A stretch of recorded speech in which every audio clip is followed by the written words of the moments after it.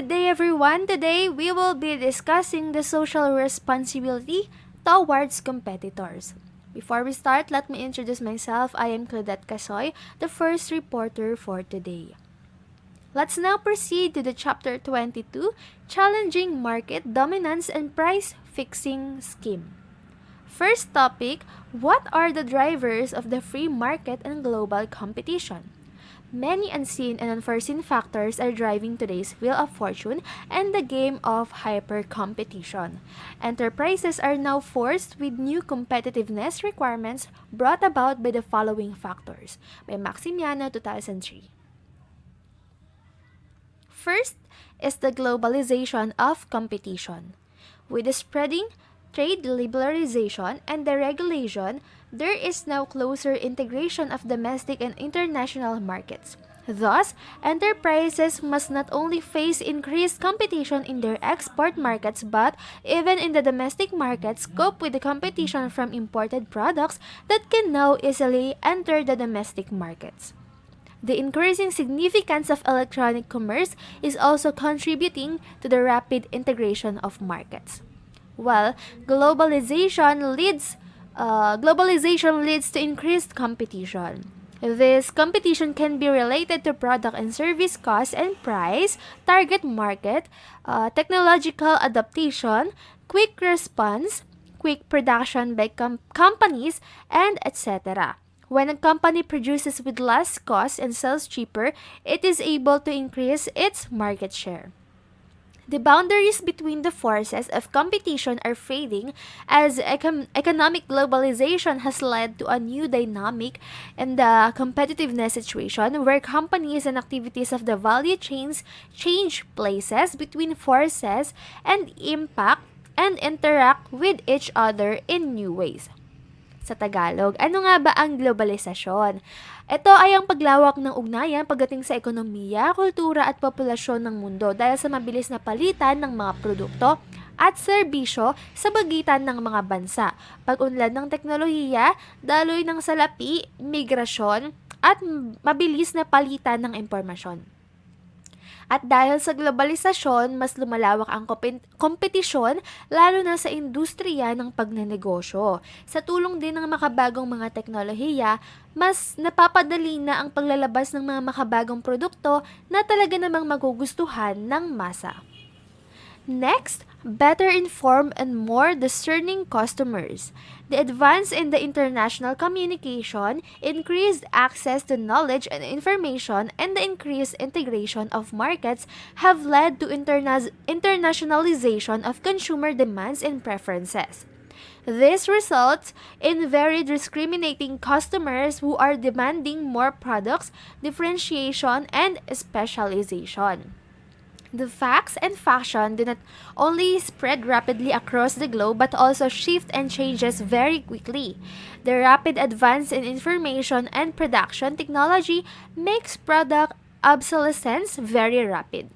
The product variety is thus increasing as the product life cycle is decreasing. Sa pagdami ng naglalabas ng mga produkto, ang mga consumer o customer ay natututo na rin na mas maging mapanuri at mas maging wais sa pagbili ng kanilang mga ninanais na produkto. Mas lumalawak ang kanilang kaalaman sa tulong na rin ng mabilis na pagpapasa ng impormasyon dahil yan sa tulong ng makabagong teknolohiya. Next, increasing number of competitors. Ayan, with a wave of liberalization and shift towards export-oriented development from import substitution strategies, many enterprises are now entering international and liberalized national markets. More competition means greater choice and more services because they can access a wider range of products and services. Consumers and also businesses, as consumers of raw materials, can find the product that best meets their needs. Competition in business decreases an individual company's market share and shrink the available customer base, especially if demand is limited. A competitive market can also force lower prices to stay competitive, decreasing profit margins for each sale or service. Para sa mga consumer, magandang balita ang pagkakaroon ng maraming choices o pagpipilian para sa kanilang bibilhing produkto. Magkakaroon sila ng pagkakataon na bumili para sa nakalaan nila na budget. Pero para sa mga kumpanya, isa itong malaking challenge sa kanila dahil kinakailangan nilang i-improve ang kanilang produkto at gumawa ng mas kakaiba para makahikayat ang mga mamimili na ang produkto nila ang dapat bilhin. Sa pagkakaroon ng negosyo, kinakailangan na mayroong espesyal sa produkto mo para mas magkaroon ng advantage sa ibang kakompetensya mo pagdating sa negosyo. Pero minsan, sa sobrang gustong-gusto ng isang kumpanya na lumamang, nababawasan na rin yung kalidad ng produkto na ino-offer nila dahil mas binababaan nila ang presyo. Wala namang mamimili na bumili. Wala namang mamimili na gustong bumili ng mas mataas na presyo, di ba? Kung mayroon tayong mas murang choices or option. Next topic is the rapid advance in both soft and hard technologies driving global competition. The rapid advance in both soft and hard technology enables enterprises to adopt production and organizational systems that improve the capacity to produce products and services at lower cost, improve quality, and increase speed of delivery. Realistically, technology has developed into a two-edged sword, for it is also becoming a tool to compete unjustly through manufacturing fake CDs, DVDs, fake dollar and peso bills, internet hacking, and etc. Advances in new scientific fields. The fast development in technological fields such as electronics, biotechnology, mechatronics, and material sciences lead to the increased flow of new products and services that substitute for or totally replace existing ones. Science can help business more through improving existing supply and production chains that it can by coming up with new widgets. But science has so much more to offer business. Through the free exchange of ideas, with the ability to uncover hidden patterns and known correlations and build models that can make accurate predictions. Data science can be used to help you make better business decisions for your organization. In such an environment, speed, product differentiation, technical innovation, organizational flexibility, and good customer orientation are increasingly becoming important competitive tools in addition to cost and quality focus. To meet these new terms of competition, enterprises must build competitive advantage based on innovation in soft and hard technology, industrial upgrading, flexibility, agility, and adaptability, and improve total productivity. Sa tulong ng makabagong teknolohiya, mas namamaximize natin yung mga resources para makabuo ng iba't ibang produkto na magugustuhan ng mga mamimili. Isa ito sa mga importanteng bagay pagdating sa pagnanegosyo. Kapag mayroong teknolohiya, mas nagiging epektibo at mabilis ang proseso. Yun nga lang, meron pa rin siyang disadvantage. Ito ang ating mga makabagong teknolohiya, no? Hindi katulad dati na mga tao ang gumagawa ng produkto. Pero ngayon, unti-unti nang napapalitan ng mga robots o kaya iba't ibang mga technology upang mas mabilis na makapag-produce ng iba't ibang produkto. Next topic, what drives business to make competition unfair? It is always good if competition explodes into a price war, the only war favorable to consumers. In this war, prices go down. Competition at times can become dangerously untamed, reckless, and unscrupulous, and the public interest and the common good are most of the time dodged and forgotten. Nangyayari ang price war kung ang dalawa o higit pang kumpanya na magkakompetensya ay parehong nagbababaan ng presyo para sa parehong produkto. Ang goal nila ay maagaw ang consumer o customer para bumili ito sa kanila dahil mas mababa ang presyo na itinitinda nila. Pero ito ay napakadelikado sa isang negosyo dahil lumiliit ang kita ng isang kumpanya.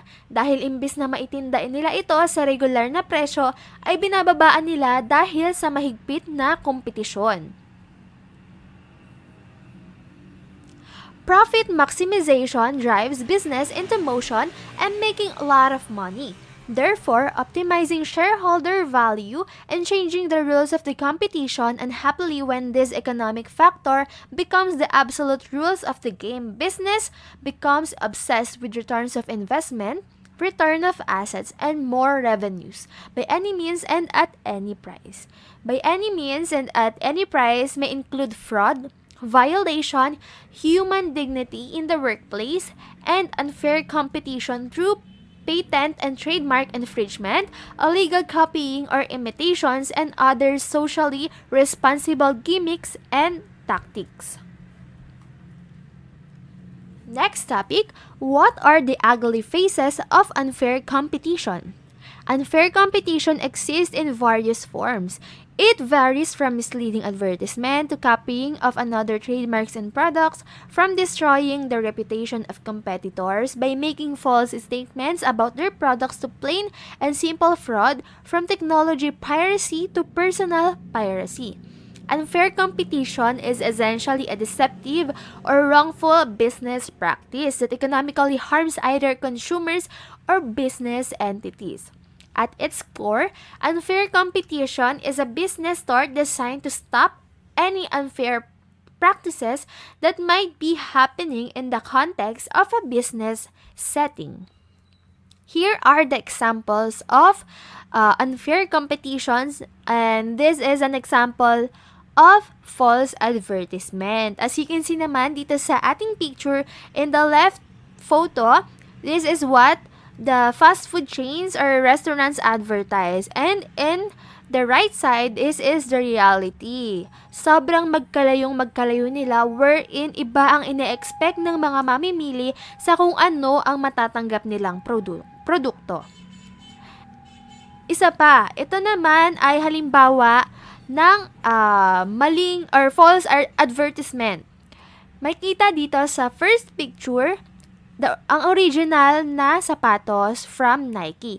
Samantalang dito naman sa kanan, ito naman ay larawan ng pekeng produkto o replica. At makikita nyo naman yung pagkakaiba. Nakalagay dito sa sapatos Mikey or Mike, which is very different from the original. The Philippine government adopted RA 7394, Consumer Act of the Philippines of 1991 as the legal basis for consumer protection in the country. The law embodies the state policy on the protection of consumers and establishes standards of conduct for business and industry in the country. Ang sino mang lalabag dito ay may kaukulang parusa at kinakailangang magbayad ng danyos na nagkakahalaga ng 1 hanggang 10,000 piso o pagkakakulong ng 2 o higit pang buwan, pero hindi lalagpas ng 1 taon. Ito ay layuning maprotektahan ang mga mamimili sa mga maling impormasyon upang mabili lamang ang produkto. Ito rin ay magsisilbing aral para sa mga kumpanya na maging totoo at huwag linlangin ang mga mamimili upang makabenta lang. It will be apparent that the question of corporate social responsibility has something to do with what is legal, particularly when the government does something to protect the fairness of a competition. In this case, the social responsibility of business is incorporated into law. Next topic, was Sony Corporation ever engaged in unfair competition? Let's discuss further. In 2000, the U.S. National Association of Recording Merchandisers, or also known as NARM, filed a lawsuit against Sony Corporation of America and Sony Music Entertainment, alleging that Sony is illegally using its power in the sale of music to force retailers to carry compact discs that contain not only music, but also software or hyperlinks, and promotional inserts directing consumers to competing retail locations owned or operated by Sony. The complaint also alleges that Sony engaged in copyright misuse, illegal price discrimination by favoring its own record, club, and online music retailer over other retailers, unfair competition, and false advertising. Established in 1958, the norm is not for-profit trade association based in New Jersey that serves music retailing businesses in lobbying and trade promotion. The norm's membership includes music and other entertainment retailers, wholesalers, distributors, record labels, multimedia suppliers, and suppliers or related products and services, as well as individual professionals and educators in the music business. Ngayon ay humaharap ang Sony Corporation sa patong-patong na kasong inihain sa kanila dahil sa di umano'y copyright infringement, misconduct, unfair competition, price discrimination at marami pang iba. Ngunit sa ngayon ay mayroon pa ring naka-file or nakabinbin na kaso para sa Sony Corporation, ngunit wala pa ring final na konklusyon patungkol dito. Ayan, at dito na po nagtatapos ang aking topic. I hope na may natutunan po kayo at mag-sign off na po ako para sa ating susunod na reporter. Maraming salamat po! Good afternoon, everyone. I am Jerica S. Magala, and I am the second reporter of the group. So our report is about social responsibility towards the competitor, and my topics are 265, what is monopoly or trust? 266, is there a monopoly in IT hardware and software? 267, what is the Sherman Antitrust Act? 268, what is the scope of antitrust laws? And 269, what is a price fixing scheme? So first is 265, what is monopoly or trust? Monopoly, the word monopoly is made up of two syllables, mono and poly. Mono means single and while poly implies selling. It is a business that is effectively the only provider of a good service, giving it a tremendous competitive advantages over any other company. Monopoly is also market structure characterized by single seller selling a unique product in the market. It may also be defined as that market form in which a single producer controls the whole supply of a single commodity which has no close substitute. So monopoly, it is a business na kung saan mayroon siyang monopoly power sa market dahil nga it is the only provider of a good or service. Kaya hindi na nakapagtataka na ang monopoly ay laging nasa competitive advantages siya. This means na ang monopoly business ay nag-o-offer or nagtitinda lang ng goods or service na walang close substitute dahil nga they are selling a unique product in the market.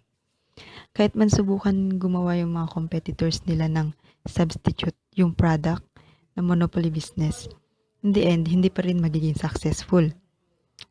Ang monopoly business, kaya nasa competitive advantage din sila palagi. Bukod sa nagtitinda sila ng unique products or nag-o-offer ng unique services, control din nila ang whole supply at hindi maiwasan na tataasan din nila yung presyo kasi nga unique yung product or walang katulad. So next is kinds of monopoly. Simple monopoly and discriminating monopoly.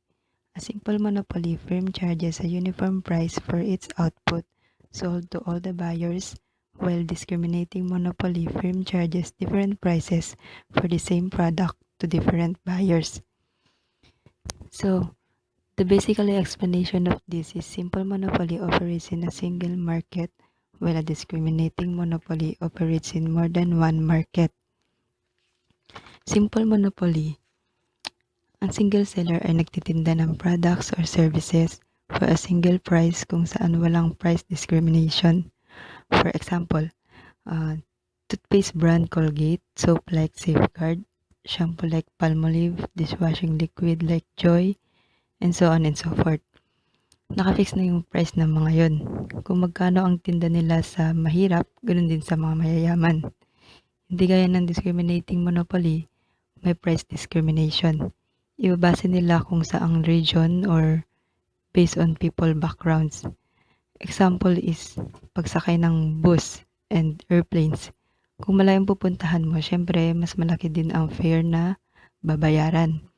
So, ganun din sa airplanes. So, second is pure monopoly and imperfect monopoly. Pure monopoly is the type of monopoly which a single firm controls the supply of a commodity that has no substitute, even a remote one, while imperfect monopoly is a limited degree of monopoly that refers to single firm which produces a commodity having no close substitutes. Ang pure monopoly is a market structure kung saan ang company na yun lang ang only source para sa product nila, na kung saan walang available na close or remote substitute para sa product na yun. Example is yung mga public utilities, gas, electrics, water, cable TV at yung local telephone service companies. Unlike sa imperfect monopoly, ang product nila is walang available na close substitute pero may remote substitute for the product. So number 3 is natural monopoly. It is a market where a single seller can provide the output because of its size. It occurs when the most efficient number of firms in the industry is one. So, when a monopoly is established due to natural causes, then it is called natural monopoly. Actually, pareho lang din sila ng pure monopoly. So next is legal monopoly. It is also known as statutory monopoly. It is a firm that is protected by law from competitors. In other words, a legal monopoly is a firm that receives a government mandate to operate as a monopoly. So, ito naman is dapat may government approve rights gaya ng trademark, patent, copyright, and so on. So, last kind ng monopoly is industrial monopolies or public monopolies. It is also called government monopoly because it is a monopoly created by the government. A government agency or government corporation is the sole provider of a particular good or service, and competition is prohibited by law. So this monopoly, ginawa siya ng government. So yung mga goods and services and competition dito is prohibited by law. So next is, what is trust? Trust or corporate monopoly, it was a particular technique developed in the late 19th century. It was organized under legal device of trusteeship for the purpose of eliminating competition in an area of business and of controlling the market for a product. Trust is also an organization of several businesses in the same industry, and by joining forces, the trust controls production and distribution of a product or services, thereby limiting competition. So, ang trust, tinatawag din siyang corporate monopoly. Ang intensyon ng trust is monopolize yung business. So, yung monopolies is nade-develop from trust at ibinibigay nila yung buong control ng specific na industry sa isang grupo ng kumpanya. Kumbaga, habang wala yung owner, sa trustees niya, ipagkakatiwala yung kanyang kumpanya. Ang trust ay isang legal entity na nakaseparate sa'yo. So, lahat ng na-transfer mo sa trust tulad ng trust funds ay hindi na magiging property mo dahil nga nilipat mo na yung doon. So, madaming rason kung bakit nagsiset ng trust ang mga tao. Isa na doon yung will, lalo na sa mga mayayaman. Ginagawa nila ito bago mamatay para maipamana yung ibang property nila. So, why might a monopoly or a trust in a certain industry be bad for both customers and workers? Since consumers have no choice but to buy from trust or monopoly, they have to pay from usually higher prices than they would if there were competition between businesses owned by different people. Without competition, there might be little incentive to improve product quality and to develop new products. So, since yung mga consumers is wala nang choice kundi bumili sa monopolized business, kahit pa magbayad sila ng mahal, is wala silang magagawa dahil nandito na yung wala silang mahanap na ibang substitute nito dahil unique nga yung product. And dahil dun, hindi mag-i-improve yung quality ng product at hindi rin sila makaka-develop ng bagong products. Is there a monopoly in IT hardware and software? It is public knowledge that the world's largest software maker, Microsoft Corporation, enjoys monopoly power in the market. For personal computer or PC operating systems, Microsoft had restrained trade through intimidation and exclusive contracts, illegally bundled products together, and hurt customers by stifling innovation, setting artificially high prices, and making unnecessarily complex and bulky products. The legal battle among global competitors in the software industry has been fierce, furious, and ferocious.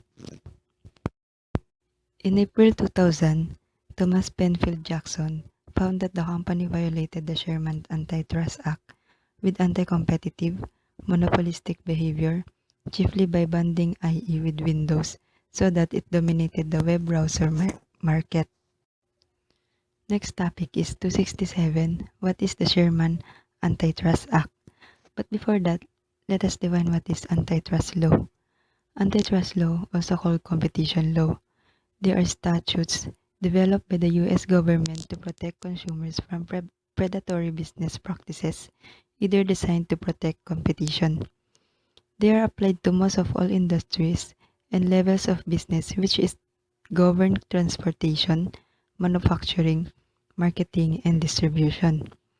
So ang antitrust law, tinatawag din itong competition law na dinedevelop ng US government para maprotektahan yung mga consumers at yung competitions between businesses. Ina-apply tong law na to sa iba't ibang industries at levels ng businesses gaya sa transportation, manufacturing, and marketing distribution. There are types of illegal practices that antitrust laws target are the following: predatory acts to achieve and maintain a monopoly, price-fixing conspiracies, corporate mergers that have potential to reduce competition in particular market. So first, ito yung namamantala ng power sa industry dahil gusto nilang ma-maintain yung monopoly nilang business sa pamamagitan ng overpricing sa products or services nila. So yung second is pakikipagsabwatan ng competitors ukol sa pricing ng kanilang product. And the last one is nagbe-merge yung mga may pagkakapareho ng products or may unique products para mawalan ng kompetensya sa market kung saan no choice ang mga customers na bumili sa kanila dahil wala silang makitang substitute nito. It is important to know about this law not only to avoid an infringement but also to ensure that suppliers or trade customers are not engaging in anti-competitive activities that could damage business because the purpose of antitrust laws is to promote and safeguard competitions and to punish anti-competitive behavior. So, importanteng malaman ng tungkol sa antitrust law para maiwasan ang paglabag dito, para masigurado na ang suppliers at trade customers ay nakikipag-compete ng patas. Dahil ang antitrust law ay pinopromote niya ang kaligtasan at ang patas na laban sa bawat business. Core U.S. antitrust law was created by three pieces of legislation, which are Sherman Antitrust Act, the Federal Trade Commission Act, and Clayton Antitrust Act. So the Sherman Antitrust Act is the main antitrust law, which is passed on July 1890 by U.S. Congress. It outlaws every contract, combination in the form of trust or monopoly or otherwise, or conspiracy in restraint of trade or commerce among the several states or with foreign nations. Itong Sherman Antitrust Law, ito ay main antitrust law na naipasa sa US Congress noong July 1890. Pinagbabawal nito ang kontratang pagkipagsabwatan sa pagpipigil ng trade o kalakalan o di kaya pag-a-attempt na i-monopolize yung kanilang business or pakikipagsabwatan na i-monopolize yung business nila na nagkukos ng predatory acts. But long ago, ang Supreme Court nag-decide na ng Ang Supreme Court ng US nag-decide na ang Sherman Act ay hindi na pipigilan lahat ng kalakalang pagkikipagsabwatan basta't may makatwirang reason sila kung bakit nila iyon ginagawa. Sherman Antitrust Act, it is also a criminal law and an individuals and businesses that violate it may be prosecuted by the Department of Justice and the penalties can be severe. So ang Sherman Antitrust Law ay isa ding criminal law at kung sino mang individual at businesses na mag-violate nito ay maaaring makasuhan or makulong na maaaring mapatawan ng mabigat na parusa. Magbabayad sila ng damage, maaari ring makulong ng hanggang 10 taon at magbayad din ng 2 o 3 beses na halaga ng pera na nawala sa nabiktima nila. Another antitrust laws legislation of US is Federal Trade Commission Act that bans unfair methods of competition and unfair or deceptive acts or practices.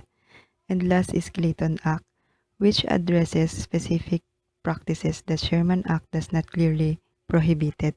Next topic is 268. What is the scope of antitrust law? Rather than attempt to define every kind of anti-competitive practice to which business might be exposed, however, I shall focus on the most serious and clear-cut violations of antitrust laws that undermine the competitive process and threaten trade and commerce in general. These are: first, price fixing between competitors; second, abuses of market power by a monopolist or dominant firm; and third is agreements between competitors to restrict output or cartel. So, imbes na isa-isahin yung mga anti-competitive practices sa mga businesses, mas maganda mag-focus na lang sa mga clear-cut violation ng antitrust laws. So, tulad ng una is yung pagsasagawa ng prices between competitors. Pangalawa is ang pag-aabuso ng bilang monopolist businesses dahil sa lagi ng nasa competitive advantages sila. And pangatlo is agreements between competitors para ma-maintain yung prices at high level at ma-restrict yung competition. Federal antitrust law exists to prevent individual corporations from assuming a level of market power that makes them able to limit their output and raise prices without concern for any significant competitor reaction. So, nag-i-exist ang federal law para ma-prevent ang pagsasamantala ng power ng mga individual corporations na ginagawa nilang limitahan ang output nila at biglang pagtaas ng presyo nang walang pag-aalala. There's a phrase, temptation is just too persistent. Some cases, single companies can acquire enough market power by organic growth to dominate a market. A dominant company has a special social responsibility not to misuse its market power in a way that distorts fair competition, but temptation is just too persistent. So kapag ang business mo is nangingibabaw palagi at makapangyarihan, o di kaya kilala ng lahat, hindi mo talaga maiiwasan na ma-tempt na gamitin ito sa hindi magandang paraan. Like yung tataasan mo ang presyo ng products mo, which is mawawala yung fair competition mo sa market. That's why temptation is just too persistent. Mahirap lubayan ang pagiging fame sa isang business. Management can be alerted to the danger of potential anti-competitive activity if anybody uses the following phrases in meetings or conversations. First is, no one will ever know. Second is, that's the way things are done around here. Third is, it doesn't matter how it is done, as long as it gets done. Fourth is, we must all act together to restore an orderly market. Fifth, everybody does it. 6, we didn't have this conversation. 7, don't write this down. And 8, no notes leave the room. So kapag narinig nyo ang mga phrases na to, ibig sabihin, ang management inyo is in danger. Hindi sila patas lumaban sa mga businesses. Kaya unfair or anti-competitive sila.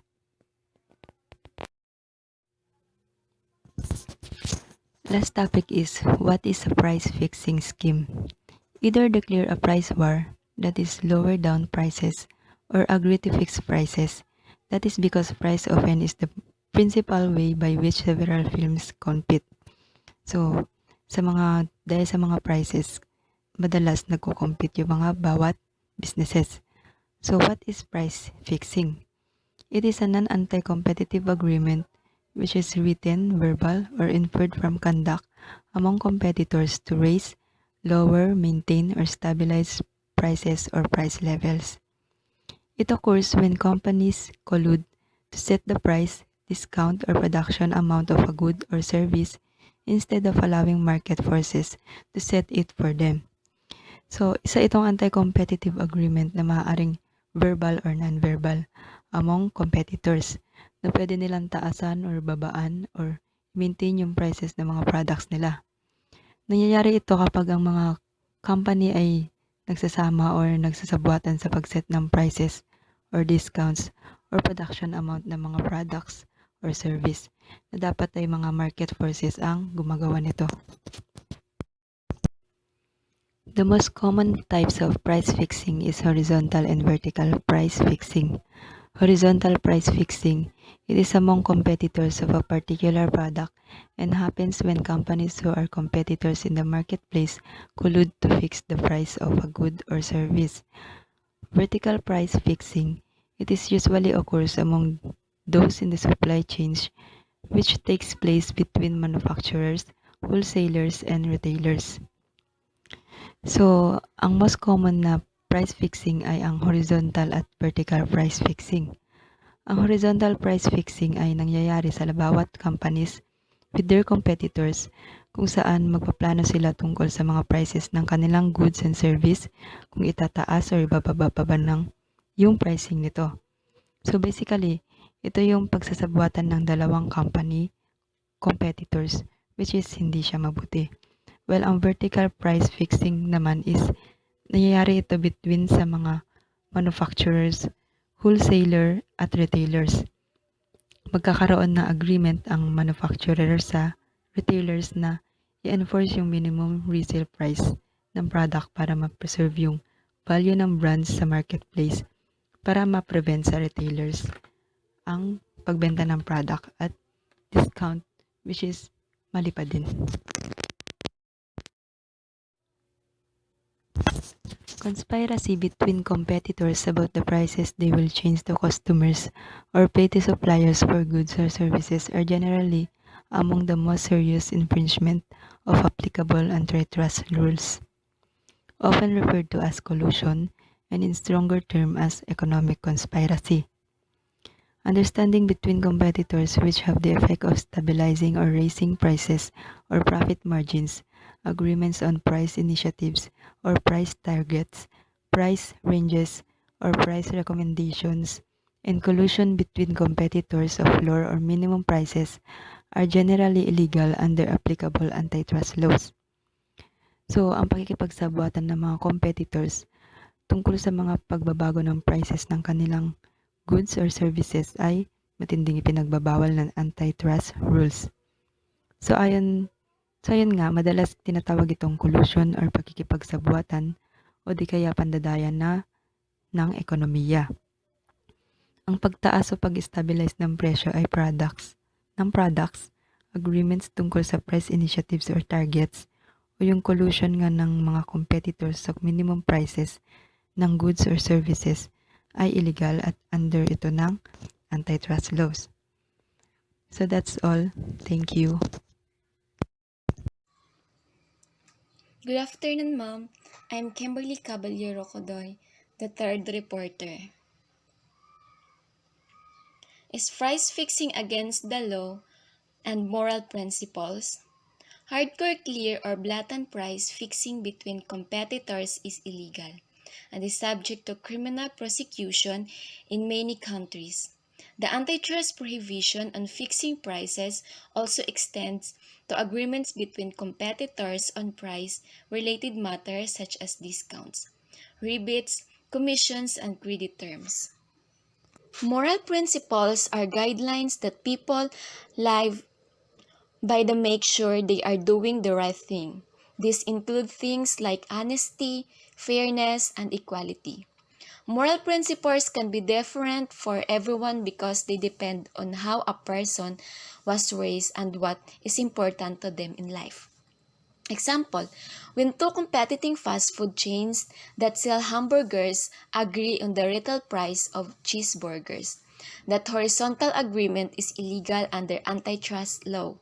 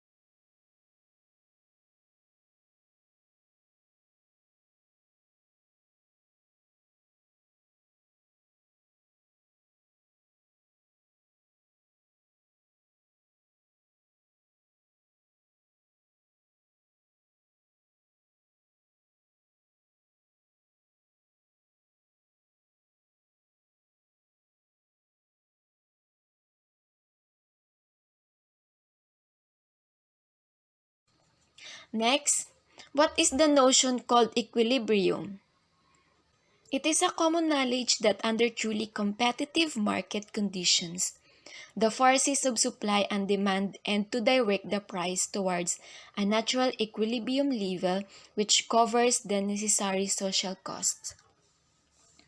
What economic pundits call market prices as correct pricing should be taken as the measure of social responsibility, and their competition has an essential function in bringing about the just price.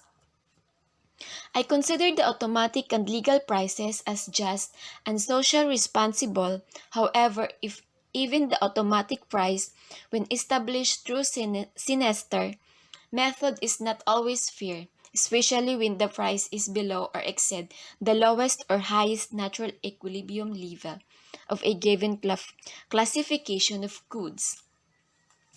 Equilibrium is the state in which market supply and demand balance each other and as a result prices become stable. Market stage where the supply in the market is equal to the demand in the market. The equilibrium prices in the price of good or service when the supply of it is equal to the demand for it in the market.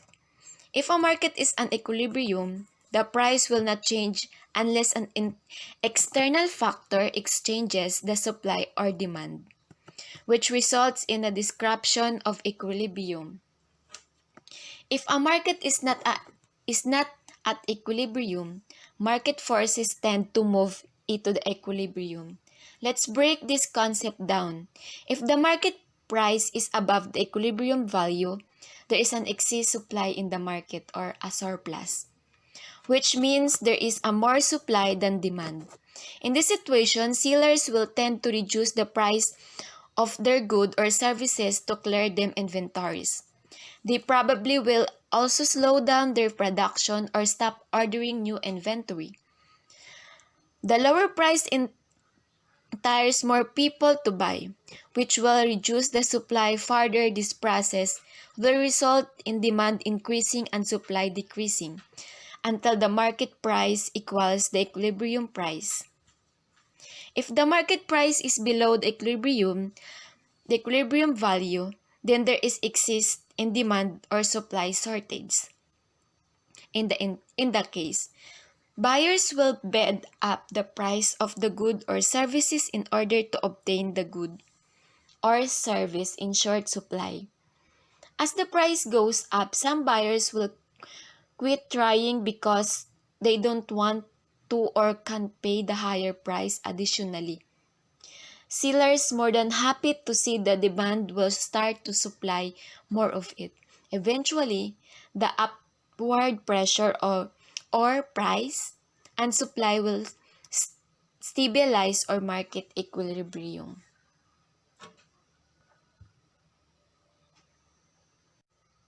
Again, I'm Kimberly Caballero Codoy. Thank you and God bless. Good afternoon, I'm Chrisnet Cruz, and I'm the next reporter for today. What happens when prices are similar? Price similarities, or the appearance of simultaneous changes in price, also can result from normal economic conditions and from a rational unilateral response by companies to those conditions.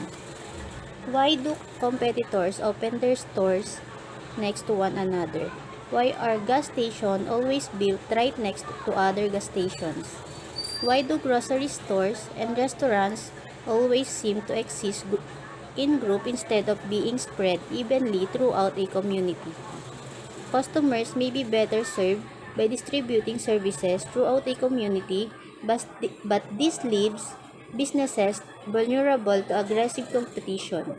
In short, customers come from more than one direction, and businesses are free to compete with marketing strategies by differentiating their product line and with price cuts.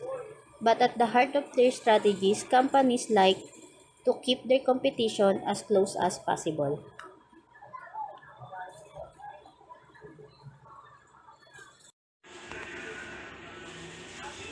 are some companies abusing market dominance? Dominance refers to a position of considerable economic power in the market held over a period of time. In relation to suppliers, dominance means that the relevant company has sufficient market power to restrict output and raise price above the level that would prevail in a competitive market without existing rivals or new entrants taking away its customers. Abuse of a dominant market position. Business with powerful market position must not try to squeeze out rivals by abusing their power. Larger businesses can often be hard to compete with, but competition law put limits on what a dominant business can do. For example, it can be illegal for a dominant business to prevent customer buying from its competitors, stop supplying an existing customers to eliminate competition from them, to deliberately make losses in order to push out a competitor before hiking its prices back up. As a small business, you can be a victim if you're wrongly squeezed out by a dominant competitor. Philippine Long Distance Telephone Company or PLDT is a dominance company. PLDT has one of the largest market competition among Philippine listed companies. What do you mean by market dominance? Dominance is not a simple question of a company having a large market share. Several factors have to be taken into account as well as market share, such as barriers to entry and the fragmentation of competitors' market shares. Dominant can only exist in relation to a particular product and geographic market. Market dominance is a measure of the strength of a brand, product, services, or firm related to competitive offerings. There is often a geographic element to the competitive landscape. In defining market dominance, you must see to what extent a product, brand, or firm controls that product category in a given geographic area. In the broadcast industry, has there been an abuse of market dominance? GMA7 accused its closest competitor of monopoly in 2003, the country's second biggest broadcasting firm. GMA Network filed a civil case against its closest competitor and its affiliated cable operators, Sky Cable Central, CATV Incorporation, Philippine Home Cable Holdings Incorporation, and Filipino Cable Corp. for acts of unfair competition, corporate combination, and manipulation, as well as unjust, oppressive, high-handed, and unlawful business practices. Panoorin po muna natin ito saglit.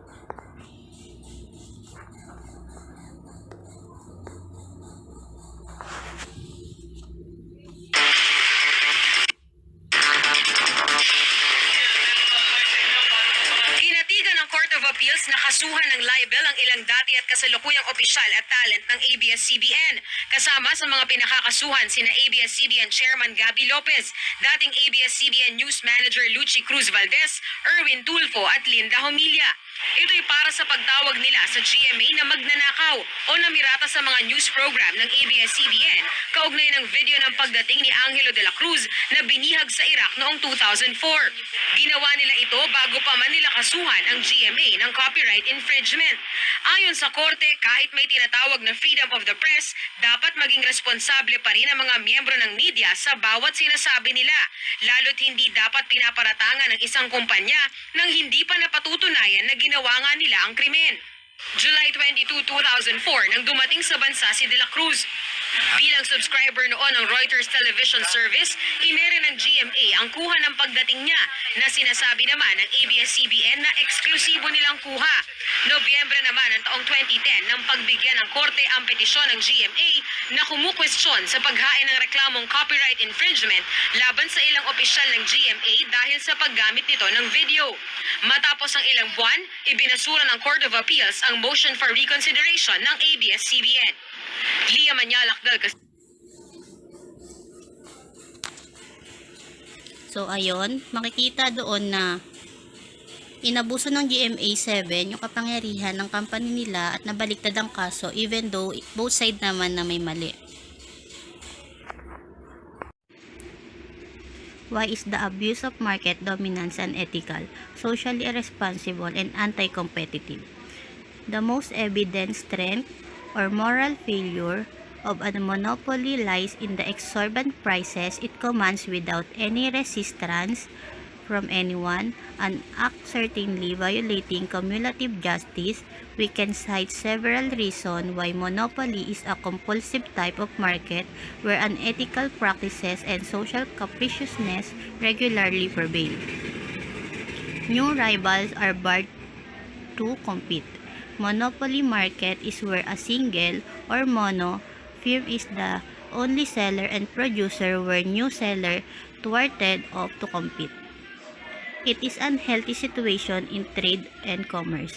The venue allowed the single company to set the price much above the cost, a price that consumers are forced to pay because of the obvious absence of other choices.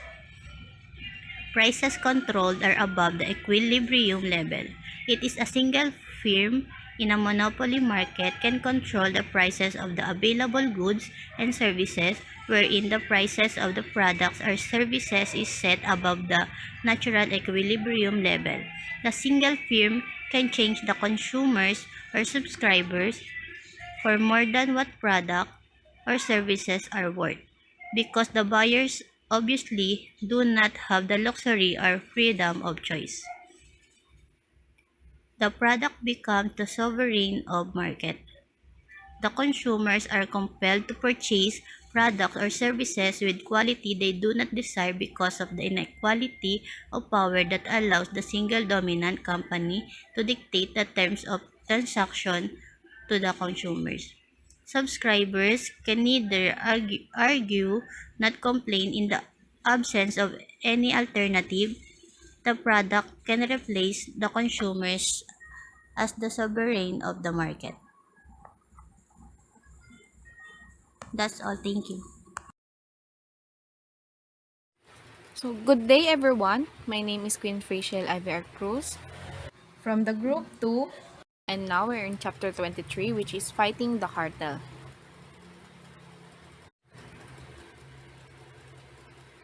So, our objectives today are to know what is oligopoly. Is oligopoly an economic conspiracy? Why is the oil cartel the best known form of economic conspiracy? How does the oil cartel works against social welfare, and was there a rice cartel in the Philippines?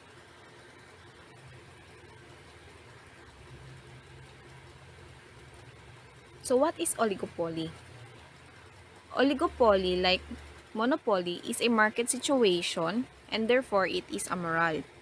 When companies within the same industry work together to increase their mutual profits instead of competing dodgily with one another, it is known as an oligopoly situation. Oligopolies are observed throughout the world and even appeared to be increasing in certain industries. Unlike a monopoly, where a single corporation dominates a certain market, an oligopoly consists of selected few companies that combined exert significant influence over a market or a sector.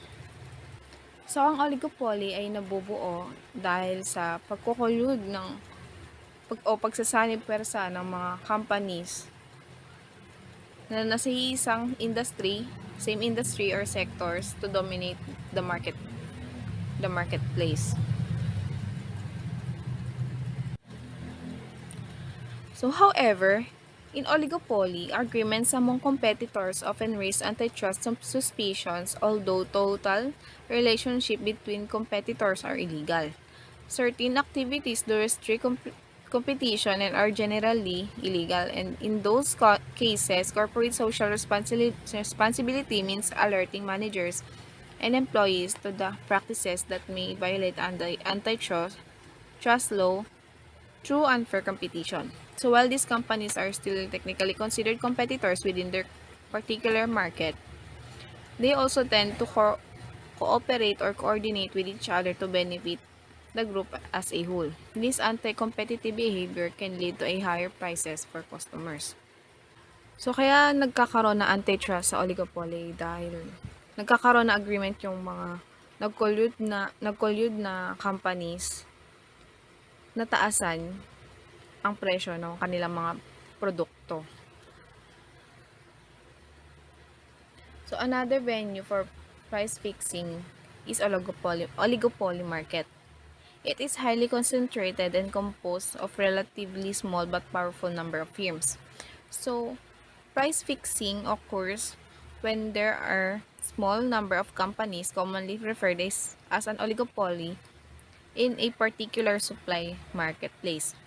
This limited number of businesses offer the same product and form an agreement to set the price level. So, tulad nga ng sinabi ko kanina, nagkakaroon na agreement yung mga companies na nasa loob ng oligopoly para maitatag yung high price level sa kanilang mga produkto to increase their profit. Through explicit agreements, these small firms, also known as a cartel, can set prices at highly profitable levels that restrict competitions. So what is cartel? Cartel is an association of manufacturers or suppliers that the purpose of maintaining prices at a high level and restrict competition. A cartel is a group of independent market participants who collude with each other in order to improve their profits and dominate the market. Cartels are usually associations in the same sphere of business and thus an alliance of rivals. So, itong cartel and oligopoly ay isa. So, in the Philippine experience, a cartel can happen in the importation of oil and sugar, in banking industries, and even in the buying of selling of basic staple food like rice. So later I will discuss more about the cartel in the Philippines.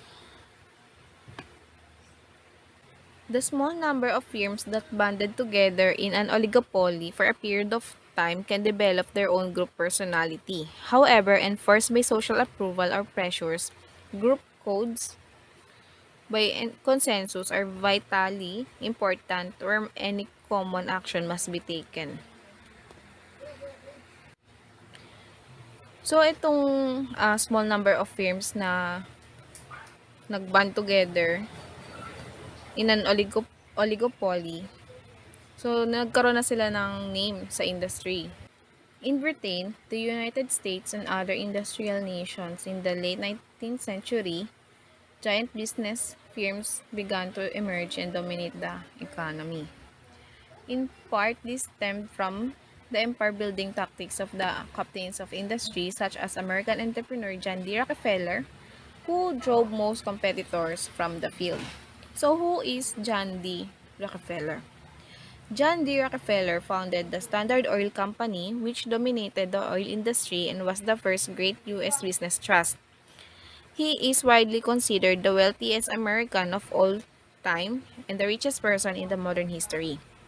However, critics have accused Rockefeller of engaging in unethical practices such as predatory pricing and colluding with railroads to eliminate his competitors in order to gain a monopoly in the industry. In 1911, the U.S. Supreme Court found Standard Oil in violation of antitrust laws and ordered it to dissolve. So next is oligopoly an economic conspiracy? Oligopoly also came about because of technological advances that enabled a handful of large firms to satisfy the demand in many markets. The result was not a complete monopoly but rather an economic order in which production is dominated by large firms. And so dahil nga pabilis na yung technological advances natin ngayon, so ginawa tong chance ng mga large firms to produce technological-based products para masatisfy yung demand sa market.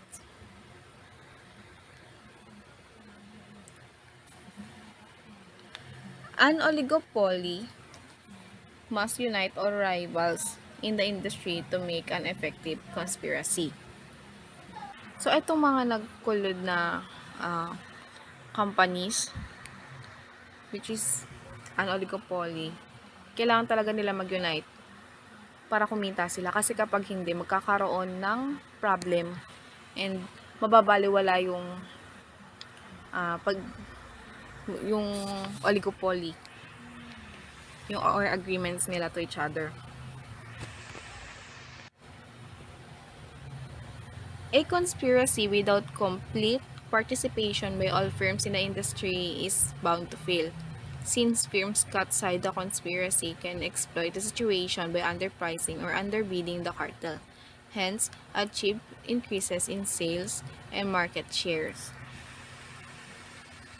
So, an example of the reason why these firms increases their profits is them decreasing the production of their products and make it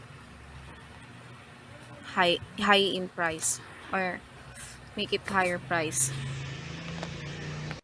So dahil doon mas nag-i-increase yung demand sa market, kaya mas kumikita sila.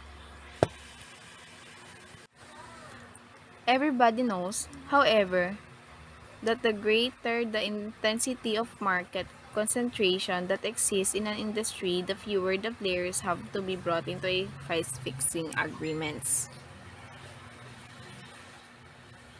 So, collusion to fix prices is illegal per se, regardless of its effectiveness and consequences. So, itong price fixing is illegal talaga siya. So, there are two types of price fixing agreements: the horizontal price fixing and the vertical price fixing. Horizontal price fixing involves agreements between or among competitors. In other words, these are businesses that operate at the same level of the supply chain. For example, is between the manufacturers and between the distributors. In almost all antitrust jurisdictions, horizontal price fixing is per se prohibited.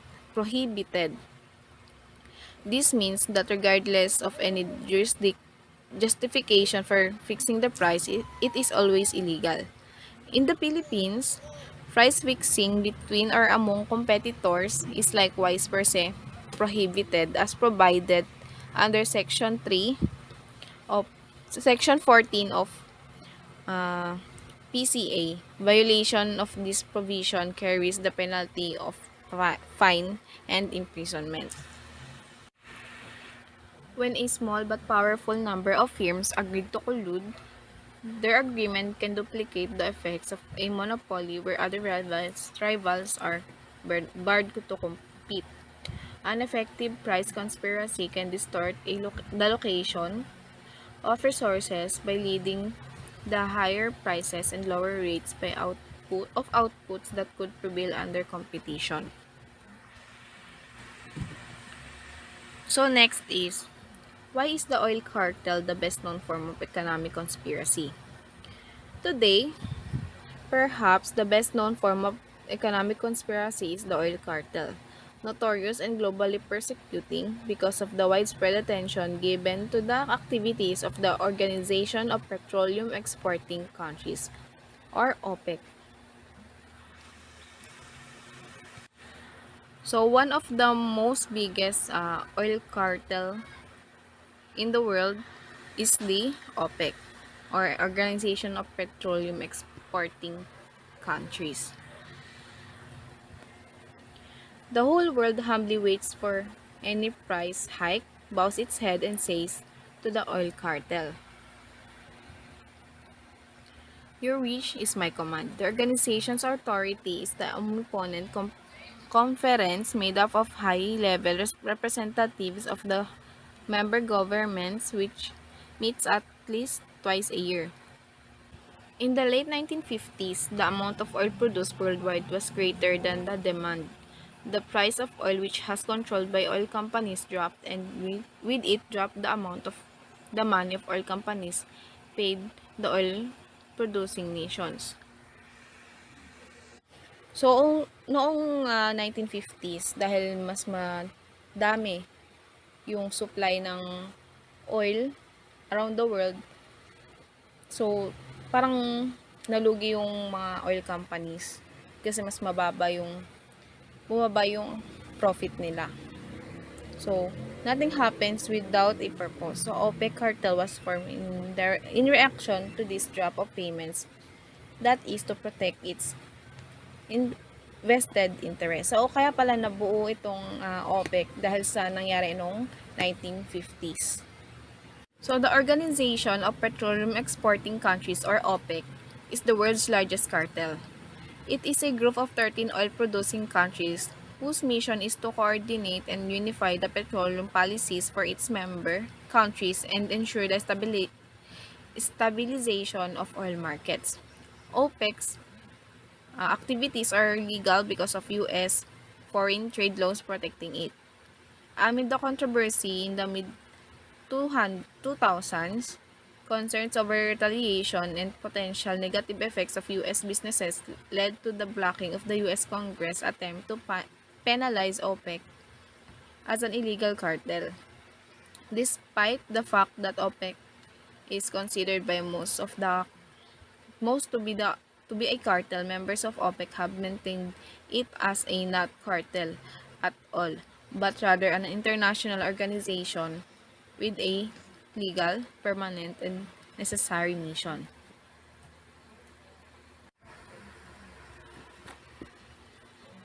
Next is, how does the oil cartel work against the social welfare?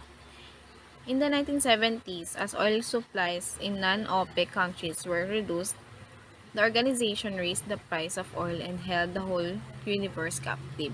So, dahil nga ilan lang ang oil-producing countries, so sinamantala nitong OPEC noong bumaba yung supplies na ipoproduce ng mga non-OPEC countries.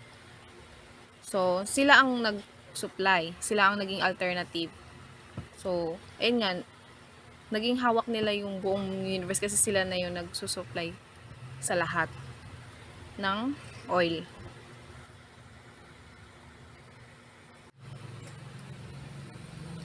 Another price control tactic used by OPEC is to set production ceilings that specify how much oil may be produced by each member of country. In the 1980s, some OPEC nations ignored the production ceilings and this resulted in overproduction and drop in oil prices. So, itong OPEC is nagkaroon sila ng standard produced amount of produced oil per countries. So, yung iba, nileglect nila yon. Kaya, nagkaroon ng overproduction and bumaba yung prices ng oil.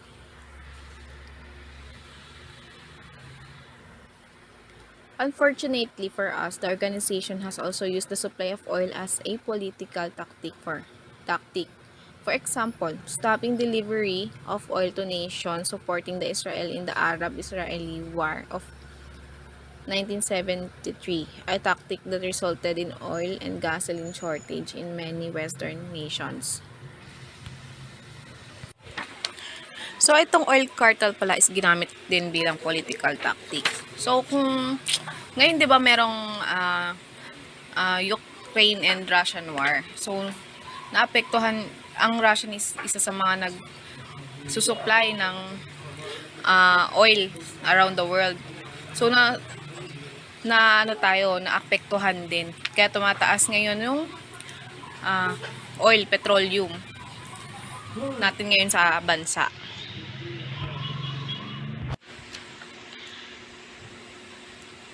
A cartel is either an informal group or a highly organized one formed by producers whose purpose is either to allocate market shares, control production, and regulate prices. So this mighty exploitative group OPEC is called a cartel because it has become a concentrated pollution of oil business in the hands of few who have bought the unlimited freedom and bottomless money to set prices at highly profitable levels that restrict competition through explicit agreement and combined actions. So, dahil nga limited lang din or ilan lang ang nagproproduce ng petroleum na countries, so they are free to change the price of the oil uh, and make it high.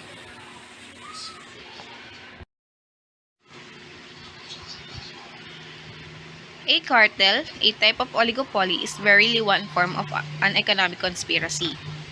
OPEC, OPEC does all these things, but its mostly highly publicized act has been to set the world price of petroleum, whimsically, capriciously, and unpredictably.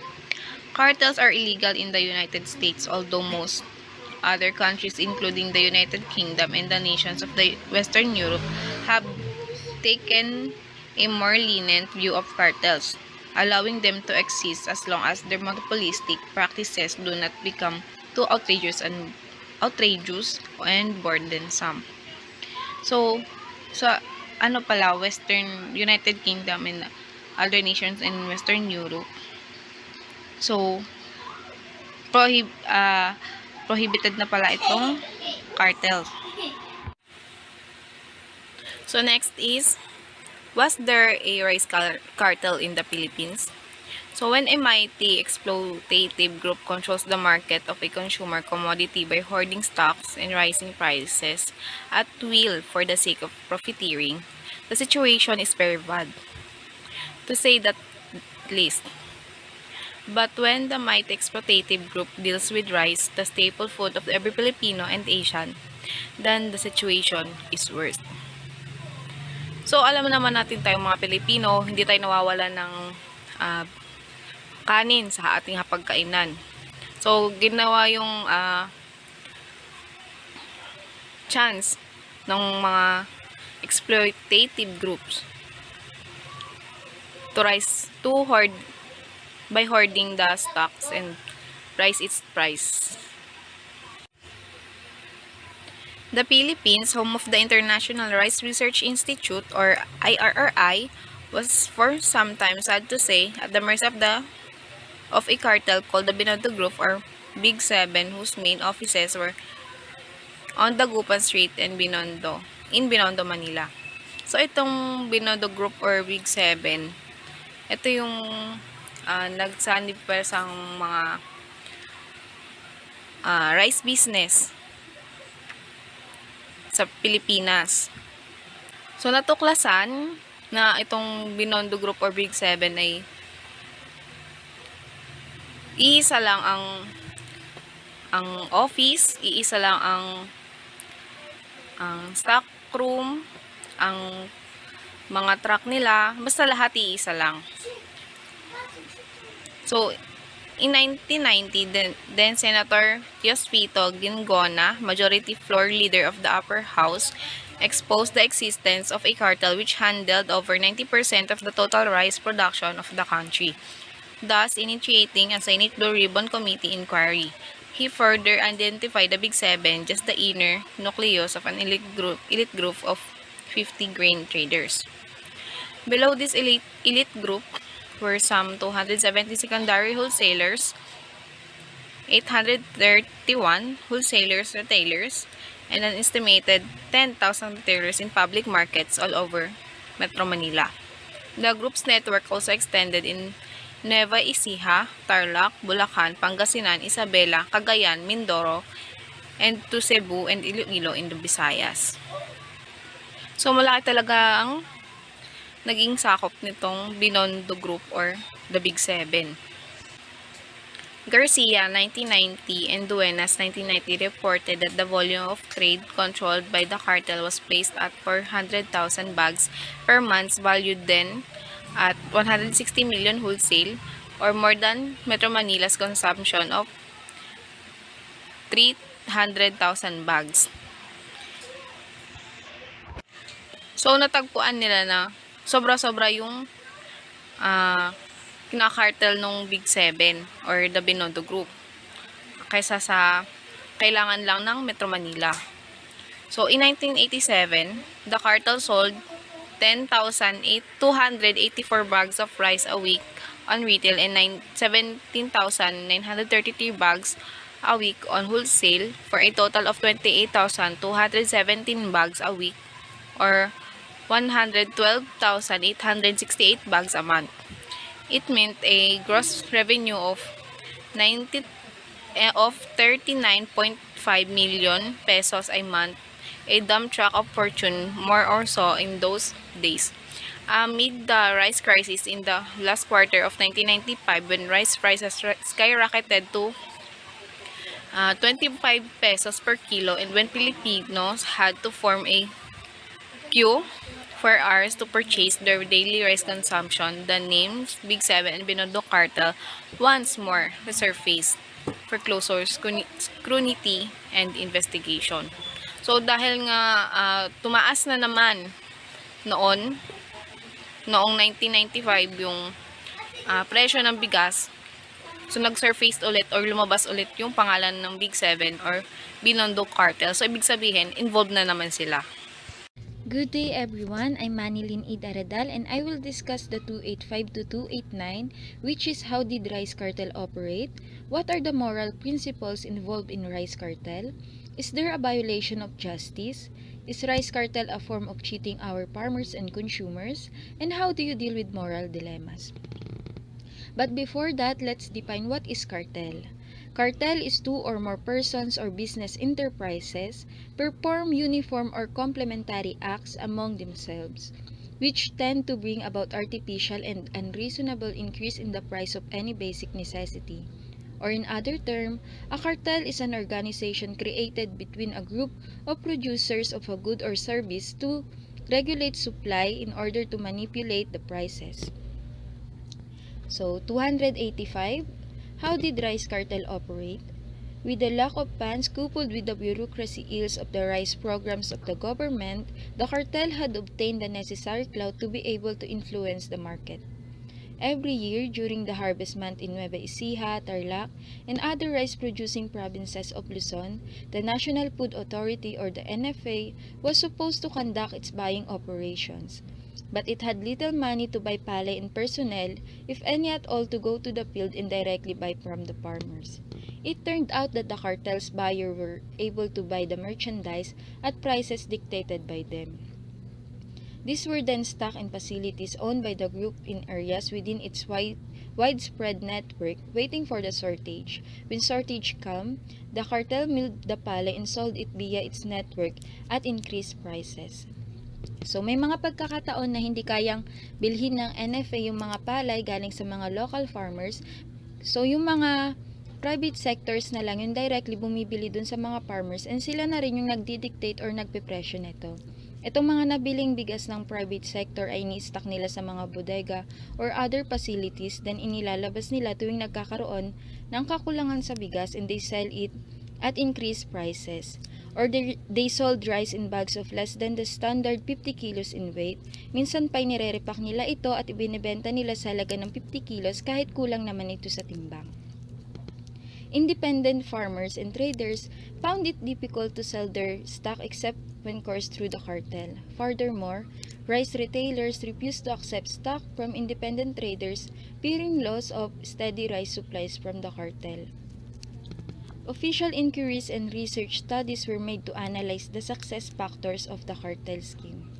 These are the reasons kung bakit nagiging successful yung operation ng cartel. Number 1, same accountants. Cartel members employ the same certified public accountants and presumably use the same kind of books. Number 2, common facilities. Cartel members utilize a common paddock of facilities for rice shortage, which included warehouses or bodegas, trucks, and other vehicles. Number 3, powerful communication system. Cartel members were linked with one another and also with their provincial rice suppliers and buyers via a communication network of beepers and mobile phone, allowing them to affect the immediate traffic flow of surplus stock to rice deficit areas as well as to sell the corresponding prices. Number 4. Other unscrupulous practices.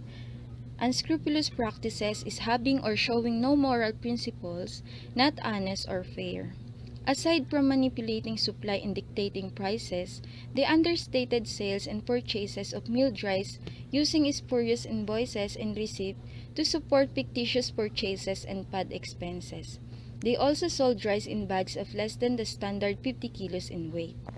286. What are the moral principles involved in rice cartel? Rice cartel violated the most fundamental rights and a lot more of ethical standards. If human rights are meant to enable the individual to choose freely whether to pursue certain interests or to protect those choices, then the cartel clearly violates certain rights basic to the people.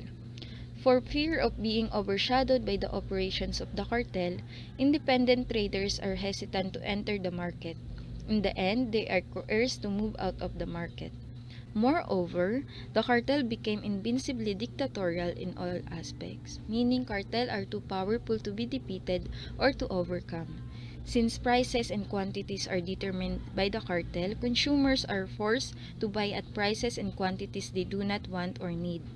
Because the cartel is in charge, the buying public has nothing to say in this kind of setup and becomes the punching bag.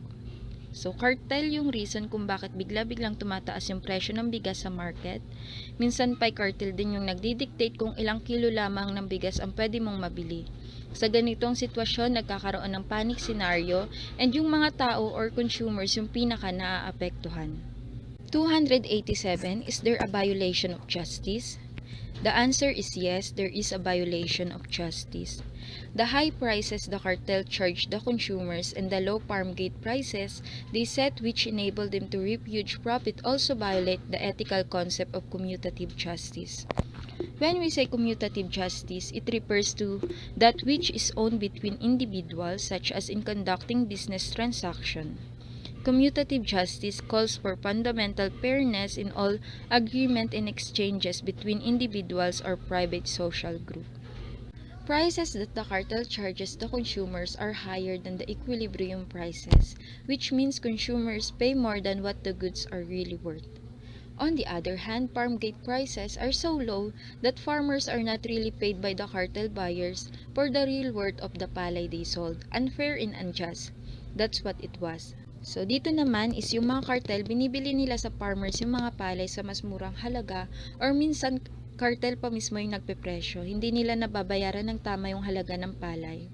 On the other hand, cartel din yung nagmamanipula ng presyo ng bigas at dahilan kung bakit nagtataas ng presyo ang bigas sa mga market. In the long run, the existence of cartel, whether rice, bank, sugar, or oil, despoils the efficiency by which a perfectly competitive market distributes and allocates goods. The setups allow resources to be used in ways that will produce shortage for basic goods, products, and services. Buyers want and cause them to be sold at unnecessarily higher prices. 288.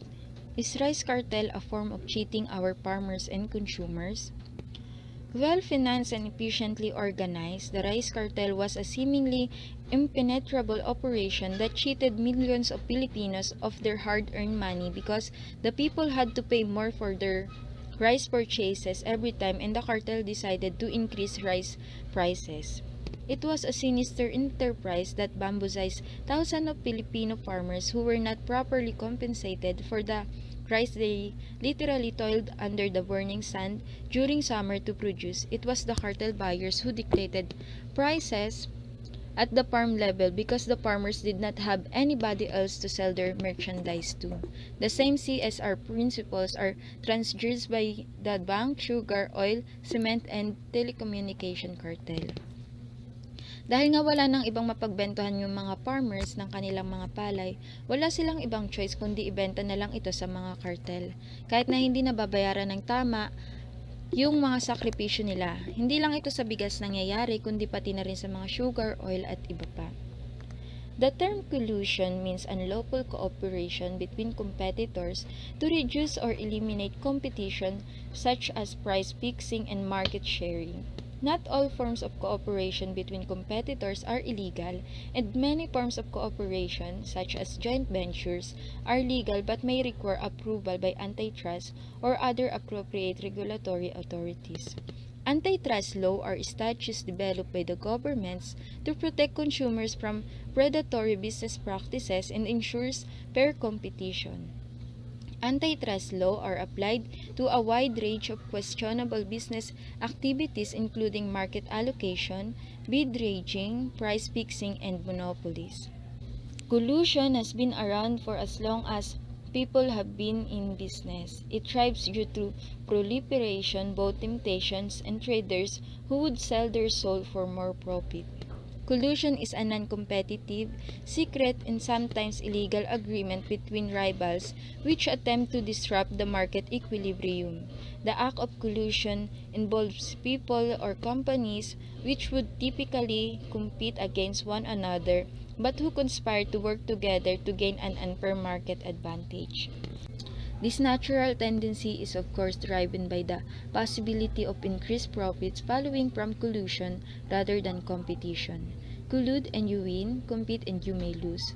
Shareholders, investors, and analysts put business under considerable and sometimes severe pressure to perform and to maximize profit in order to survive in the long run.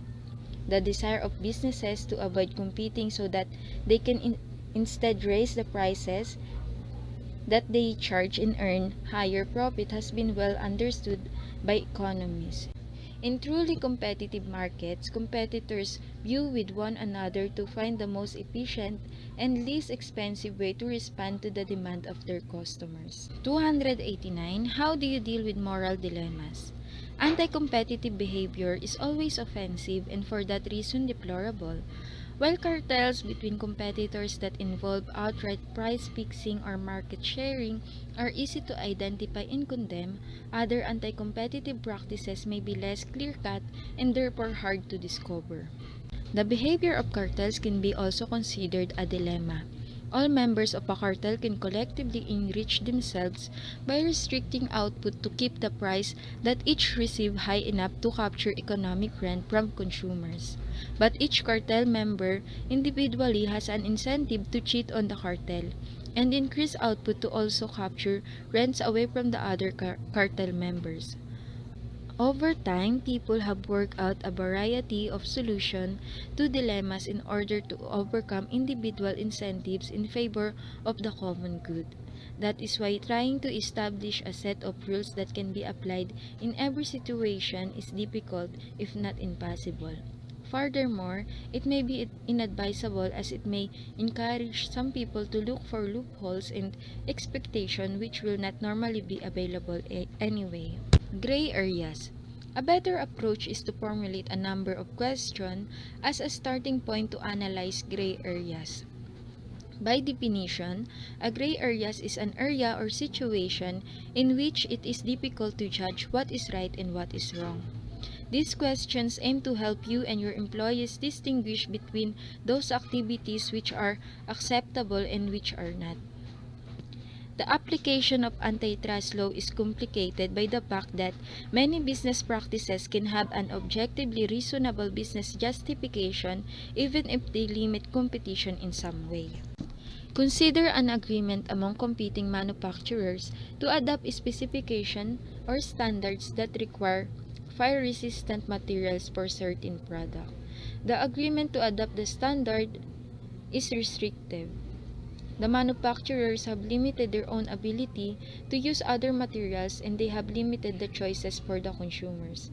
But the agreement to adopt the standard may benefit consumers in that it may provide assurance of safety. What if manufacturers did not use a uniform standard for electrical outlets in plug?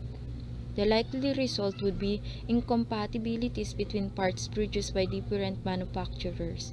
But because of the standard, parts manufactured by different companies become interchangeable.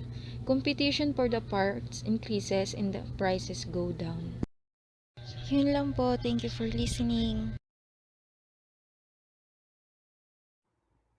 A pleasant day to everyone. Before I start my topic, I would like to discuss the definition of cartel. A cartel is a collection of independent businesses or organizations that collude in order to manipulate the price of a product or service. From the negative word derived from cartel's definition, specifically manipulation, cartel is considered to be illegal or ipinagbabawal ng batas dahil nga may anomalya at unfairness. Example nito, yung overpricing within numerous companies. Nagbenta ka, let's say, ng brand ng phone and sinobrahan nung particular companies na yon yung pagpapatong ng presyo ng patago. That's considered to be a cartel.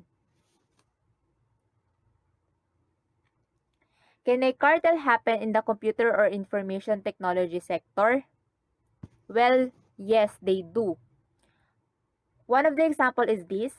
Four Infineon executives, namely Heinrich Florian, Gunther Hefner, Peter Schaefer, and T. Ruud Corwin, pleaded guilty to charges of dynamic random access memory, or DRAM, in violation of the Sherman Antitrust Act. The four were sentenced a 4 to 6 months in jail and paid $250,000 fine. So yung Infineon, this is a company na pinamumunuan ng mga chief executives na nabanggit ko kanina. Kapag sinabing executives, kabilang doon yung CEO, Chief Executive Officer, COO, Chief Operating Officer, CFO, Chief Financial Officer, and CMO, Chief Marketing Officer. These executives rather, is matataas na katungkulan. They are the one who holds administrative and supervisory authority in an organization. When we say Sherman Antitrust Act, it is a law passed by the Congress para mag-promote ng competition within the economy. And para mangyari yun, ipinagbawal ng batas na ito yung pagkakaroon ng merging within companies para maka-form ng monopoly. And when we say monopoly, it is the absence of competition. Ang nangyayari kasi sa ganitong scenario, specifically pag sinabi nating cartel, nagkakasundo yung matataas na officials para mangurakot. Tinataas nila yung presyo ng bilihin sa di makatarungang halaga, and yung mga consumers yung nagsasuffer dahil wala naman silang choice kundi bumili kasi lahat ng prices is ganon.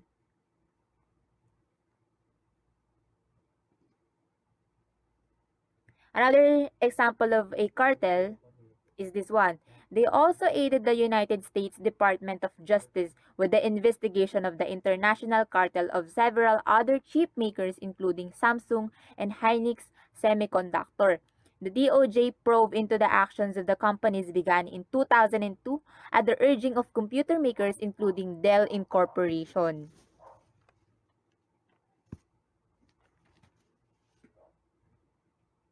So ano yun? Another set of example of a company who perform cartel include big names such as Samsung and Hynix. And then ayun, nagmulta sila ng $300 million for doing such an act which is illegal. This was happened way back in 2005. Next, is there such thing as citric acid cartel?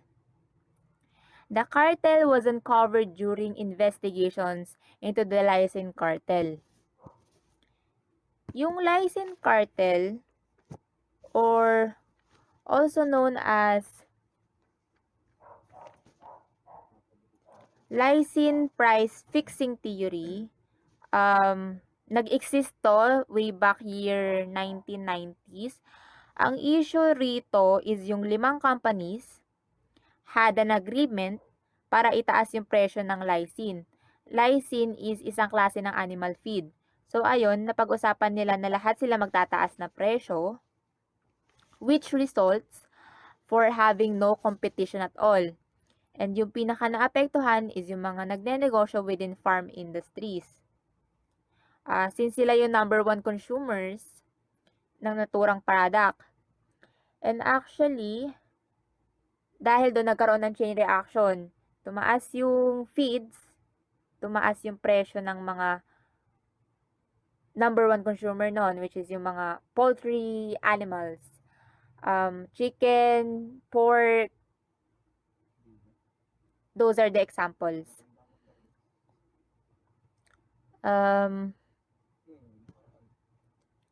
As with vitamins cartel, the violator shows a disregard for their customers and ultimately the consumers who paid more for the products than if the companies had engaged in healthy price competition. What is intellectual property? Intellectual property constitutes those original works that have economic value and are protected by the law. Ayun nga, pag sinabing intellectual property, nakapaloob doon or dapat bago siya ma-consider na intellectual property, first of all, kailangan original creation siya. Then the second one is may economic value para masakop siya ng law. And if that is considered as intellectual property, there comes the laws that will protect it, which includes these two factors. The first one, they reward the creators of original works by preventing others from copying, performing, or distributing those works without the owner's permission. The second one, the law also provides incentives for people to produce scientific and creative works that benefit the society at large. Intellectual property laws. Sa intellectual property laws, may nakapaloob doon na 5 laws, which is patent law, copyright law, trademark law, trade secret law, and right of publicity law. The first one is patent law, which protects inventions that demonstrates technological progress. So, ina-apply ito within new inventions. Example are scientific invention such as circuit boards, car engines, heating coils, or zippers. Next, copyright law protects a variety of literary and artistic works. Example, paintings, sculpture, prose, poetry, plays, musical compositions, dances, photographs, motion pictures, radio and television programs, sound recordings, and computer software programs. Third one, trademark law. Protects words and symbols that serve to identify different brands of groups and services in the marketplace. For example, McDonald's, KFC, yun yung sa symbols. And for the slogans, pag narinig natin yung bida ang saya, Jollibee.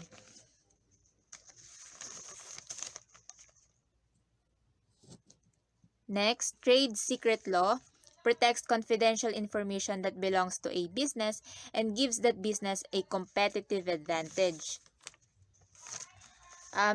Sakop nito yung mga secret recipes, more like ingredients ng isang product. For example, recipe ng gravy sa McDonald's. Ingredients ng Coca-Cola, mga ganon. Lastly, right of publicity law protects the rights to use one's own name or likeness for commercial purposes. Examples is yung paggamit ng names nila Michael Jordan and Tiger Woods para makahatak ng customers na bilhin yung Nike products. Is there an expiration date for intellectual property laws? Most intellectual property rights expire after a specified period. This permits the rest of the society to benefit from the work after the creator has had an opportunity to earn a quite good, fair, just, and reasonable reward. Yes, may expiration date ang intellectual property. Example dito sa Pilipinas, yung copyright protection for artistic, literary, and derivative works. Nagtatagal siya habang buhay pa yung author plus 50 years after nitong pumanaw. Is intellectual property relevant? For many businesses, intellectual property protects more than just an idea or a concept. It protects genuine business assets that may be integral to the core services of the business and overall long-term viability. So, intellectual property is important, relevant, because without it, mawawalan ng benefits yung mga creators sa sarili nilang inventions. And also, mawawalan rin sila ng motivation to improve and gumawa ng mga panibagong work, which is a major loss for the innovation that happens in our lifetimes. That's all. Thank you. Have a pleasant day to everyone, to all of my classmates, and of course to our professor. Yes, I am Juveline Dunor from HRDM3 and one of the member of the Group 2. Our lesson for this day is about the CSR towards competitors. I hope you stay tuned and listen to all reporters. Thank you. Okay, my topics is under the chapter 23 and chapter 24. So there are two questions under the chapter 3 that we able to answer after I discuss it.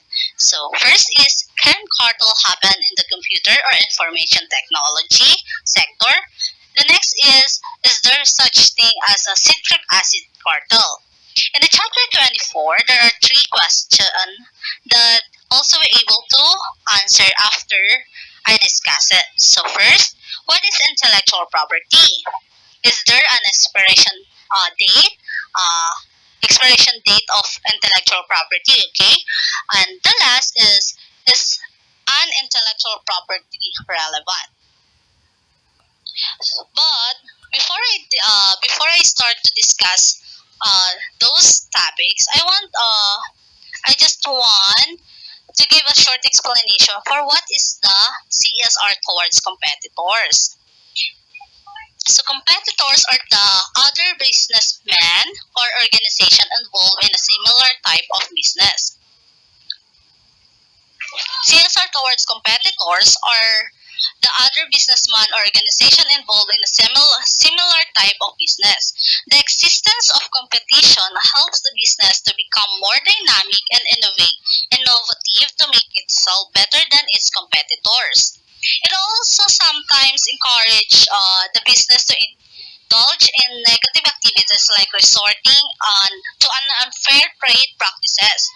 The responsibilities of the business towards its competitors are, first, not to offer exceptional high sales commission to distributors, agents, or others. Next is not to offer customers heavy discounts and free products in every sale. And the last is not to defame competitors through false or ambiguous advertisement. So now, let's continue our discussion for my main topic. It is just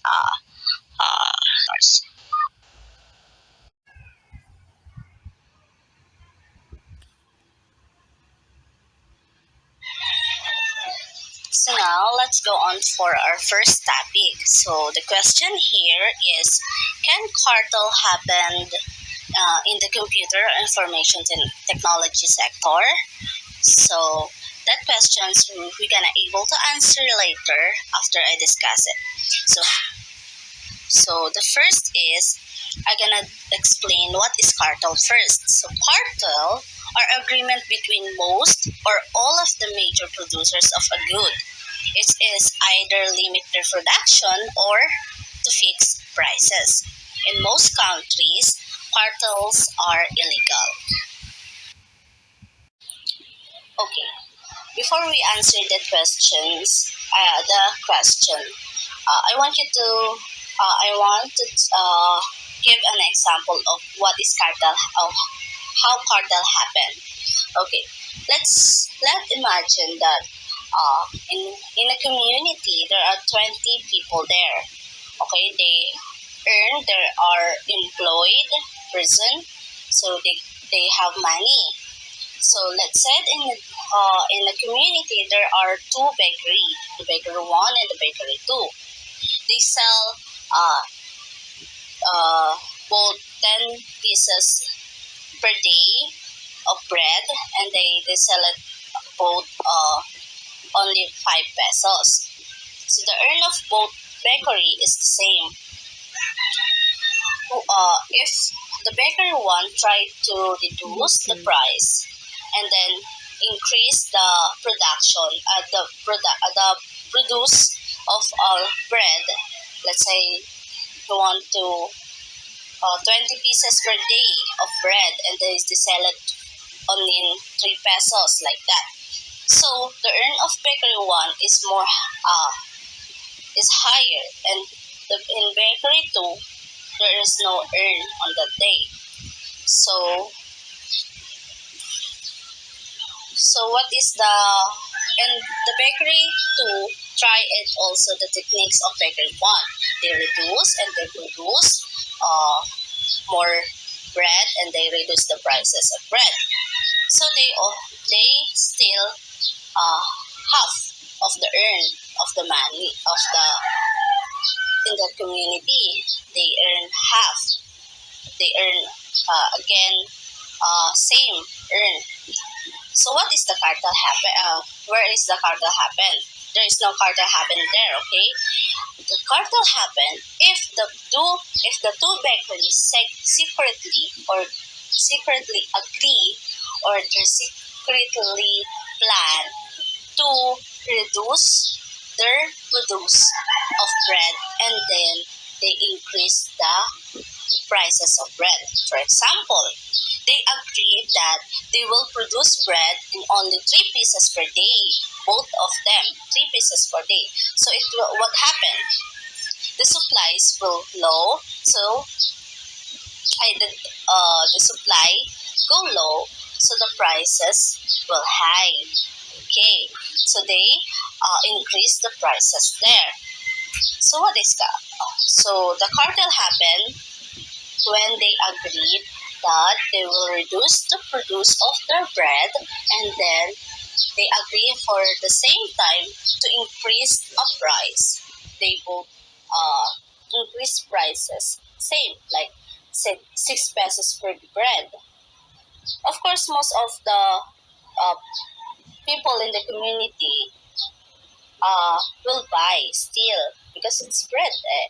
And then some of them wouldn't buy. But in the community, there are two bakeries, so there are no choice to buy it. Okay, like now, what happened to our oil, the gas, right? They increase prices now.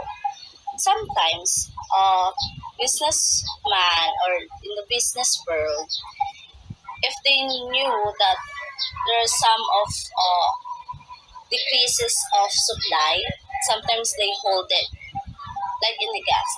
They hold it for uh, they hold it like 1 year, so the supplies will decrease, and then it will get and the prices will get higher, right? It's, demand and supply rule.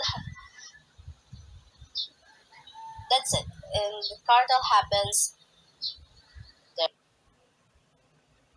So now let's answer the question. We can simply answer it yes.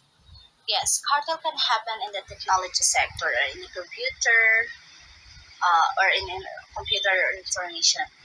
Most of the drug cartel in Mexico, when I searched that, they use what you call it, halcones. Halcones. So when they process drug cartel, they used phone, Android phone, computer to because drug cartel is illegal, right? So they need to have uh, malawak na information about in the community and the process of government, like in the soldier, military base, police, they know it. by using computer and technology. They process drug cartel. They communicate to other by a computer, a phone, an Android phone. Yes, so we can say that cartel can happen in the computer and technology sector. So now let's move on for the second question. This is there such a citric acid cartel? So what is citric acid? Citric acid is an organic compound with a chemical formula. It is a colorless, weak organic acid. It occurs naturally in citrus fruits and biochemistry. It is an intermediate in the citric acid cycle, which occur in the metabolism of all aerobic organisms.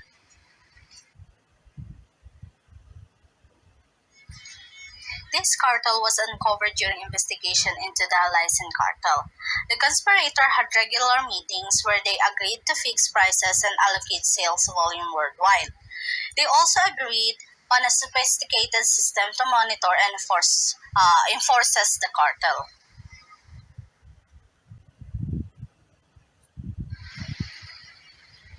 The next topic is under the chapter 24. It's about the intellectual property.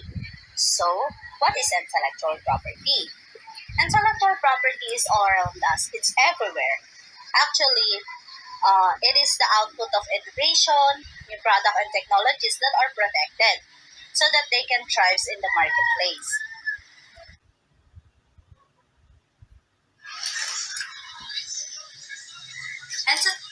Intellectual property rights offer not only protection but can also drive commercial success for small, medium, and large enterprises. So patents give you a competitive advantage in the market and demonstrate your commitment in protecting your innovation. Patents also protect new, useful, and non-obvious products, composition, machines, processes, or improvement on any of this.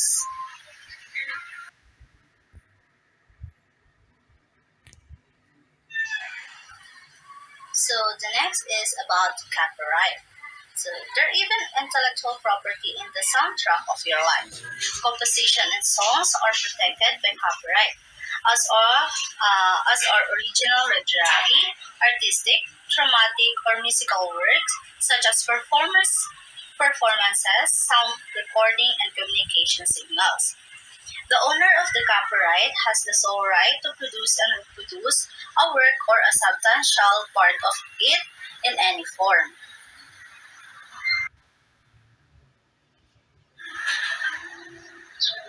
So let's move on for trademark. So trademark protect a brand or company's identity. Trademark can be more or many words, sound, shape, or design such as logo, brand name, and slogans. Registered trademark can boost investors' confidence, build your reputation, and become a revenue source through license or franchising.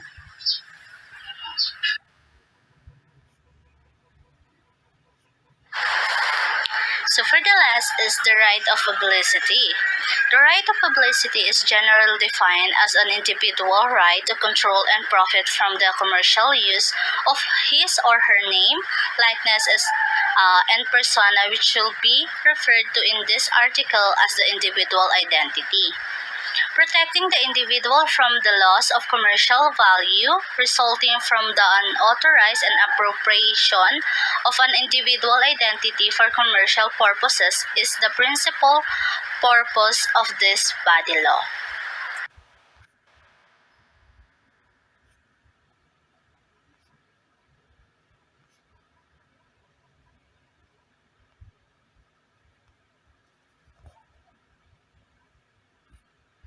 So now let's go on to the intellectual property expiration date. So intellectual property, including patents, trademark, and copyright, is not a tangible thing.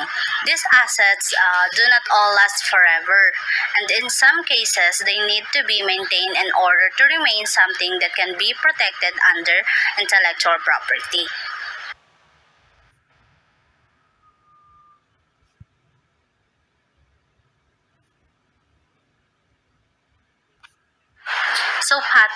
expired? So, the rule of thumb is that patent protection expired 20 years after the application was filed. That's the law in most of the countries, and has been the rule in the US since 1973.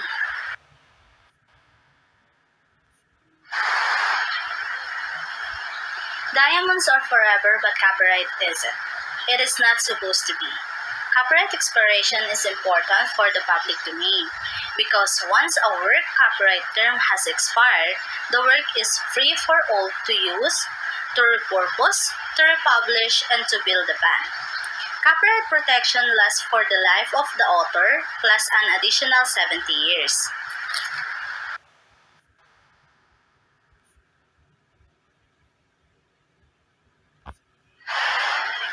So in trademark lasts as long as it is renewed. So if it is renewed in time, a trademark registration can last forever. A trademark registration is valid for 10 years from the filing date and can be renewed from 6 months before the expiry date until 6 months after that.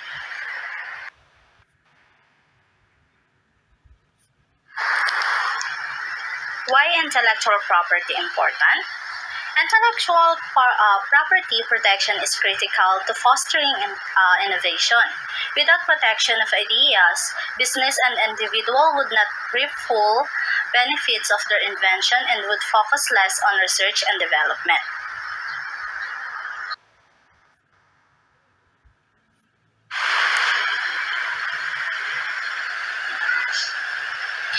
Intellectual property is about protecting the time, money, and effort you put into your business.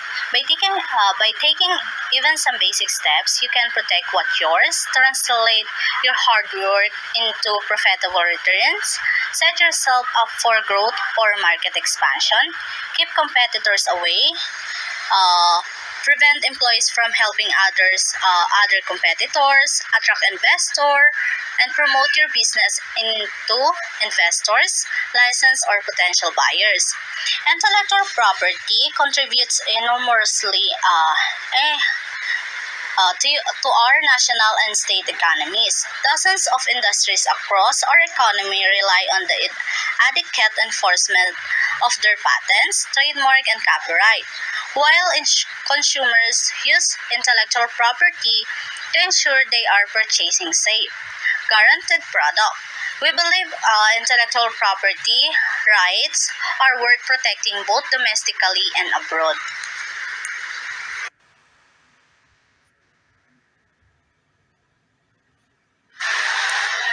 Thank you for listening, everyone. Have a good day and God bless. Good afternoon, everyone. So I'm the next reporter from Group 2, which has the main topic of CSR towards competitors. So let's start. I'm the reporter number 9 and my title is Patent.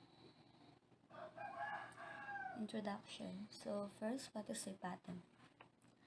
A patent works like a protective shield that drives our investors and scientists to go ahead with confidence and boldness in their quest for scientific discoveries and technological advancement.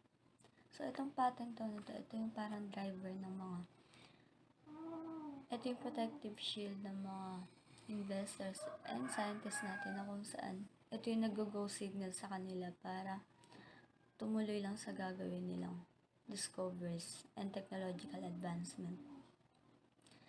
1967 patent and invention. A computer said to be capable of keeping continuous automatic inventory of a million or more garments hanging in a store or warehouse by Stephen R. Krause, a Baltimore electronics engineer. The machine would make an overnight physical count of all articles in as many as 5,000 categories and type out a report by morning. There was also an option for a clerk to dial the appropriate section of a warehouse and order as many dresses of a given style and color as desired. So, sasabi dito yung computer daw is kaya niyang gumawa ng million or more garments na pwedeng nakalagay sa isang store or warehouse, which is made by Stephen R. Krause. And sasabi din dito na yung machine na yun is kaya niya mag-type out ng mga articles as many as 5,000 categories. And also, pwede ka raw tumawag dun sa clerk na yun with the appropriate section. And pwede mo ibigay yung style or color na gusto mo and magagawa mismo ng computer na yun. Amazing. Another definition of patent. Patent is a legal document granted by the government giving the inventor an exclusive right to make, use, or sell an invention for a specific number of years.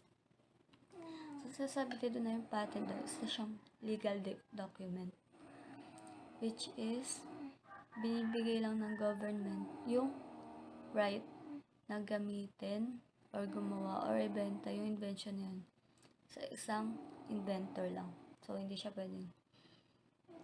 pwede sa iba. Patent law is one branch of the larger field known as intellectual property, which also includes trademark and copyright law. Patent protection has great economic importance to a number of industries that rely on technological innovation.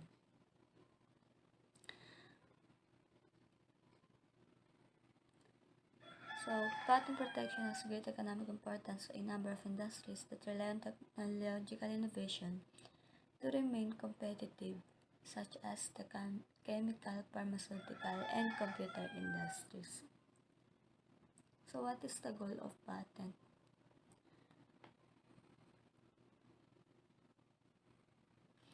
The goal of the patent system is to encourage investors to advance the state of technology by awarding them the special rights to benefits from their invention. So, yun nga yung goal niya is yung parang sinabi dito sa first definition ng patent. Kumbaga yung inventor lang yung pwedeng gumawa, gamit yung invention na yun, and magbenta. That's the goal of patent. Encourage investors to advance the state of technology. Next, let's proceed to the importance of patent. So, why is patent important? First, it serves as protective shield. It guarantees the author or the inventor and no new possible without it. The copyright is also important, and you can't imagine everything without patent. A patent works like a protective shield that sends go signal to drive our investors and scientists to go ahead with confidence and boldness in their quest for scientific discoveries and technological advancement. Parang yung definition lang nung nauna. Pero yun yung importance ng patent. The copyright for this book guarantees me, its author, and the publisher the exclusive right to use, reproduce, and distribute the end product of an intellectual capital investment. Without patent, no new invention is possible. Without copyright, authors will put their pens down and create nothing. Just imagine a world without invention. Inventors and authors. Maximiano, 2003. Are there some types of discoveries that are not patentable? Sabi dito is, no one can obtain a patent on a law of nature or a scientific principle. As a general rule, a patent is a government document describing an invention which is considered as useful in society.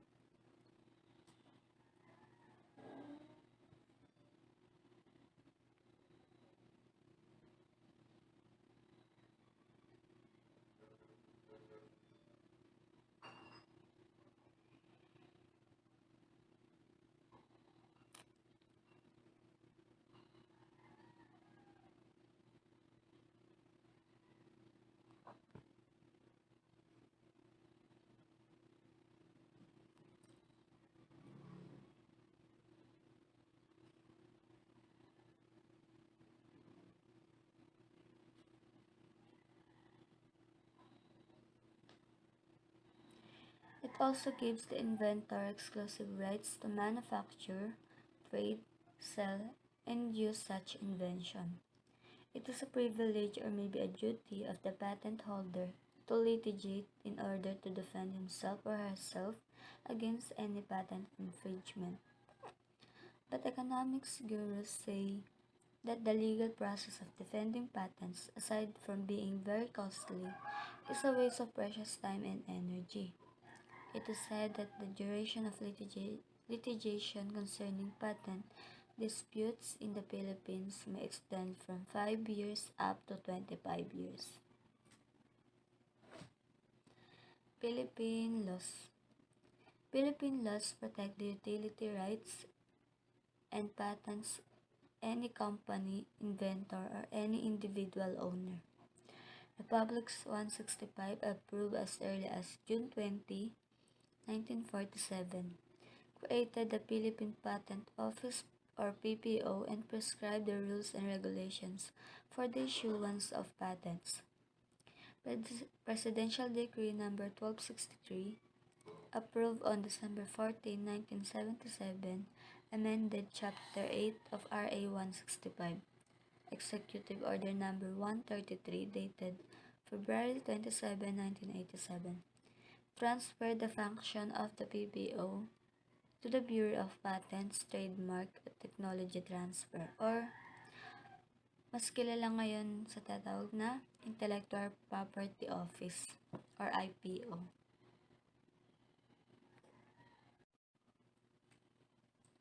So let's now move on with the patent and let's proceed with the trademark. So what is a trademark? Trademark is any word or symbol used by manufacturers or sellers to identify their goods and distinguish them from goods of others. Trademarks help consumers to identify goods they have used and enjoyed in the past. Example of well-known trademarks include Coca-Cola, Kodak, Nike, and Microsoft. So, ano daw yung trademark? Trademark, ito yung word or symbol na ginagamit ng mga manufacturers o sellers para ma-identify nila yung goods nila.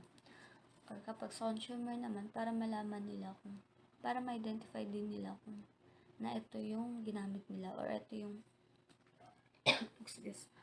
ito yung mga goods na nabili nila dati pa. So, ito yung mga example ng well-known trademarks. Yung Coca-Cola for soft drinks, Kodak for film, Nike for footwear, and Microsoft for software. Most countries legally protect trademarks. Trademark law is one branch of intellectual property, which also includes copyright and patent law. So, parang sa patent lang din. Branch din siya ng intellectual property. Ibig sabihin, once na yung trademark na iba is ginaya mo, may rights yung company na kasuhan ka. Kasi intellectual property yun.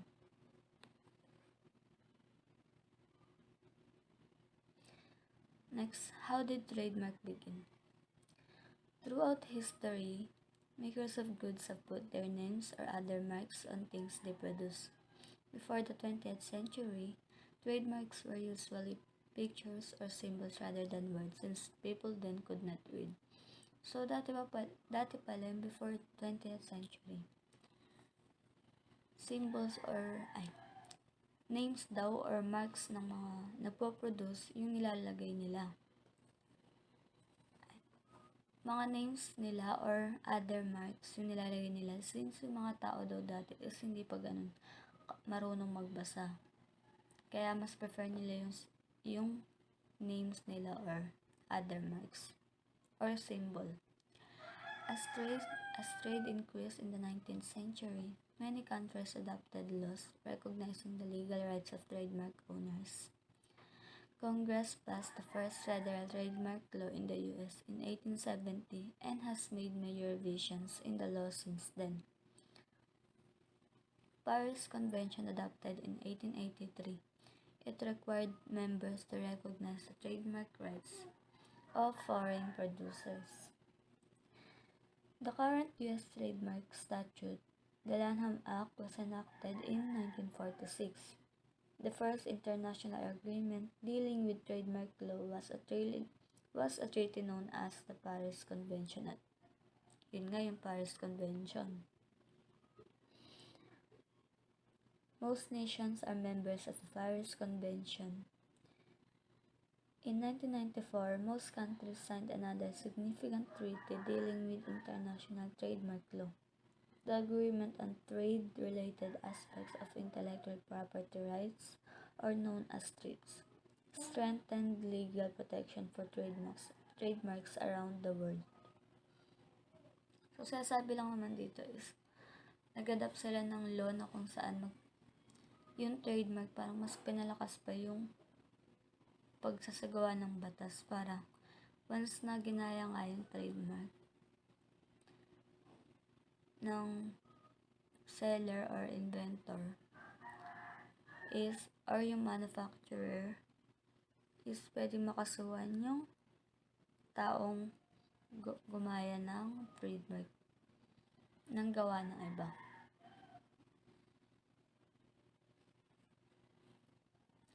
So, pictures, ito yung pattern, ito yung mga words na kung saan connected sa pattern. Protection, law, property, idea, copyrights, document, infringement, agreement, justice, and so on. Next, yung pictures ng mga well-known trademarks. Nike, Coca-Cola, Microsoft. So, di ba yung Nike, once na nakita mo ganyan, ay, Nike yan. So, ibig sabihin, talagang tumatak siya. Coca-Cola, pati Microsoft. And that's all for my report. Are you sure you want to end the presentation? Yes. Thank you for listening. Shutting down. A pleasant day to all of us. My name is Dorothea S. Enting from BSBA-HRDM3. So, I'm 10th reporter in Group 2. Our topic is all about responsibility towards the competitors. So, I have 5 topics here. So, the topic 305, 306, 307, 308, and also 309. So, the topic 305, it's all about what was the trademark case involving beer bottle. So, a trademark is a badge of public recognition in any form, words, letter, drawing, etc. that distinguish good and associated them with the trademark owner. Registered trademark are those that cannot be used by anyone other than the owner. In the Philippines, one concrete case of unfair competition concerning trademark has something to do with the Battle of Beers in the latter parts of 1980s. So, sabi dito, ang trademark ay isang pampublikong pagkilala sa mga salita, titik, drawing at iba pa. Para malaman kung ito ba ay pasok at may uugnay ang mga ito sa may-ari ng trademark. Ang mga rehistradong trademark ay hindi pwedeng gamitin ng kahit sino, kundi ang owner lamang. So, sabi pa dito, sa Pilipinas merong isang kaso ng unfair competition noong 1980 na pinamagatan na Battle of Beers. So, ito yung case na the Butterfield. So, history ito ng San Miguel at isa ito sa bahagi ng ating kasaysayan at pambansang pamana na ang San Miguel Corporation, for short, SMC. So, ay nakikibahagi sa pamamanupaktura at pagbibenta ng beer mula pa noong October 4, 1890 at ginagamit ang salitang San Miguel Pilsen na may hugis, parihaba na hoops at mat na tatak na disenyo ng bote. Noong September 12, 1988, nagtayo ang isang katunggali, ang beer na may bote na halos kapareho ng bote ng SMC or San Miguel Corporation. Dahil dito, itinuturing na isang kaso ng maling representasyon. Makalipas ang 3 araw, idinemanda ng SMC or San Miguel Corporation ang katunggali upang ihinto ang paggawa ng mga bote na kapareho ng kabilang ang mga produkto. Noong January 23, 1989, nagsampa ang SMC o San Miguel Corporation ng infringement of trademarks and unfair competition. Noong August 27, 1990, ibinasura ng isang regional trial court ang reklamo ng SMC or San Miguel Corporation pagkaraan ng isang taon. Gayunpaman, binaligtad ng Court of Appeal ang desisyon ng Regional Trial Court. Ang mga legal na argumento para sa mga pagbaligtad ng desisyon ay may mga kasamang pahayag sa epekto at nilimitahan ng Regional Trial Court ang sarili nito sa issue ng paglabag sa trademark. Ayon sa Court of Appeal, ang paglabag ng trademark ay bahagi lamang ng mas malawak na batas ang hindi patas na kompetisyon at kasunod nito na ang isang kaso ay paglabag sa trademark ay isang kaso ng hindi patas na kompetisyon. Ang hindi patas na kompetisyon tulad ng sa kasong ito na replika ng bote ng San Miguel Corporation ng beer na beer ay isang labag sa batas na pagkilos ng maling pagrepresenta ng isang produkto gaya ng sa iba. So, here's the Battle of San Miguel, Pilsen at beer na beer. Kung mapapansin nyo, halos parehong-pareho. And sa ngayon, wala na yung beer na beer. At ang nanatili ay San Miguel, Pilsen. Topic 306. So, the topic 306 is all about was there a trademark implement involving iPhone. So, sabi dito, in 2007, Kisco and Apple underwent settlement talk over Apple's use of iPhone name for the touchscreen music phone. It's involved Cisco has trademark for the iPhone name and thus used Apple for trademark implement when Apple made the iPhone announcement without any resolution to the talks. The parties agree to continue discussion aimed at reaching agreement on trademark rights and interoperability. So, sabi dito, noong 2007, sumailalim ang Cisco at Apple sa mga pag-uusap sa pakikipag-ayos sa paggamit ng Apple na pangalan ng iPhone para sa touchscreen na music phone na inihayag nito. Ang Cisco ay may trademark para sa pangalan na iPhone at ang mga kumpanya ay nasa negosasyon sa paggagamit ng iPhone na pangalan. Inakusahan ng Kisco ang Apple para sa paglabag sa trademark noong ginawa ang iPhone sa anunsyo ng iPhone nang walang anumang resolusyon sa mga pag-uusap. Sumang-ayon ang mga partido na pinagpatuloy ang mga talakayan na naglalayong reaching agreement of trademark rights and interoperability. So the topic 307, it's all about what are trademark secret. So trademark secret consists of high confidential and important non-public information about the company inner structure, classified record system, future plan, or policy, which if known by competitors could place the company into a competitive disadvantage. The company normally indicates two explicit declaratives or security measures that it does not want the information to be divulged and known by anyone outside the company. So, sabi dito, ang trademark secret ay binubuo ng mataas na confident at mahalagang di pampublikong impormasyon tungkol sa company's inner structure, classified record system, future plan, or policy. Kung alam ng kompetensya, karaniwang ipinapahiwatig ng kumpanya sa pamamagitan ng tahasang mga direktiba o mga hakbang sa seguridad na hindi nito nais na ang impormasyon ay ibunyag at malaman ng sino man sa labas ng kumpanya. So, ito yung mga secret ng mga bawat company. So, may mga plano na yun mga plano, records, or system, or kahit yung mga policy na meron sila is dapat sila lang. Dahil once na nalaman ng iba, hindi na papatok yung kanilang product or malalaman na kung ano yung dapat nilang gawin. So, the formula for making San Miguel beer is a trade secret protected by intellectual property laws. Trade secret laws protects confidential into a resources that belongs to a corporation that gives that business a competitive advantage.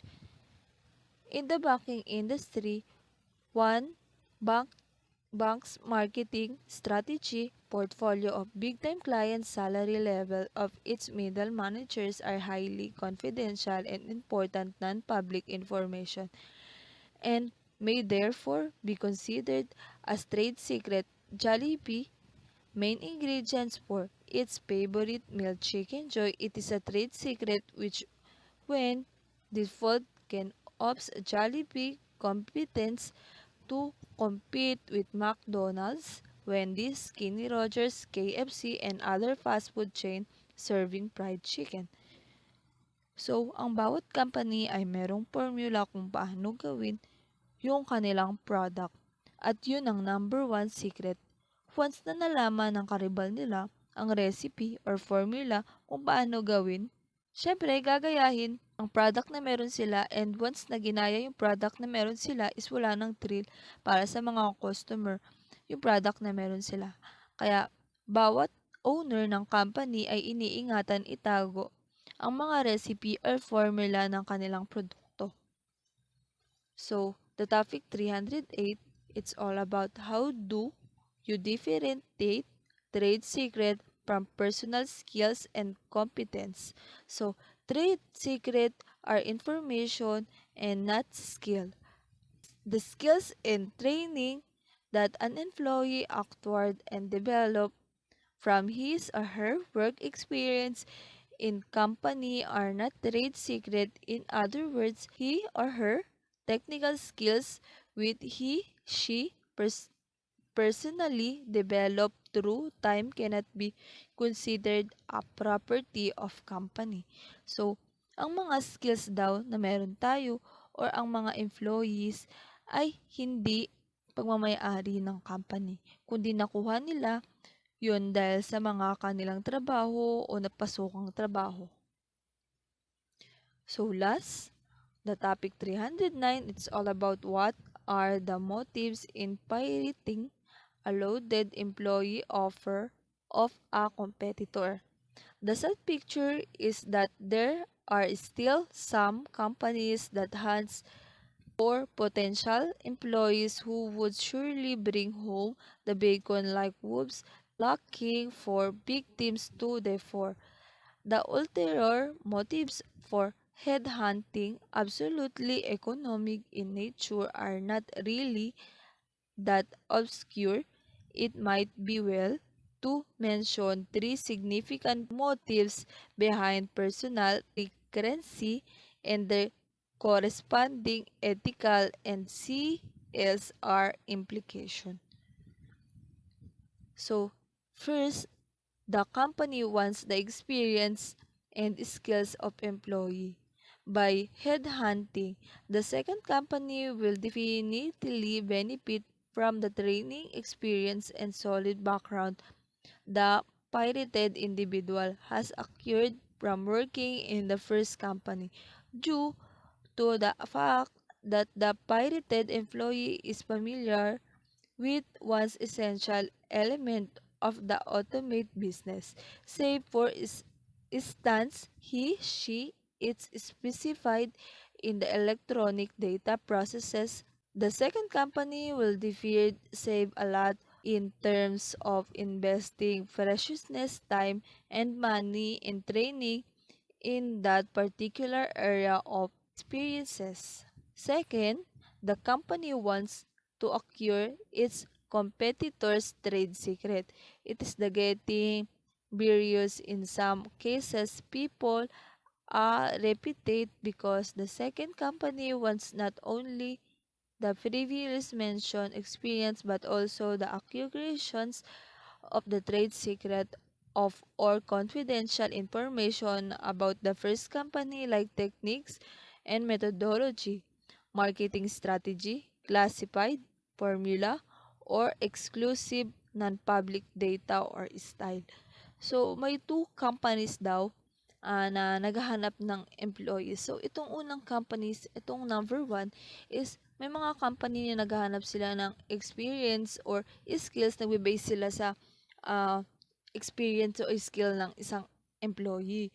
So, para daw mas mabilis na lang maturuan or para mabilis na lang na i-dictate yung mga dapat gawin. So, meron naman na naghahanap ng mga employee na kahit isa lang yung experience, tinatanggap na nila kasi hinahanap nila kung ano yung mga ah, style or strategy ng dating pinasukan niya. Siyempre, ina-add niya yun para maging grow, maging level up yung company na meron siya para ma-adapt niya yun hanggang sa maging grow yung company na meron siya.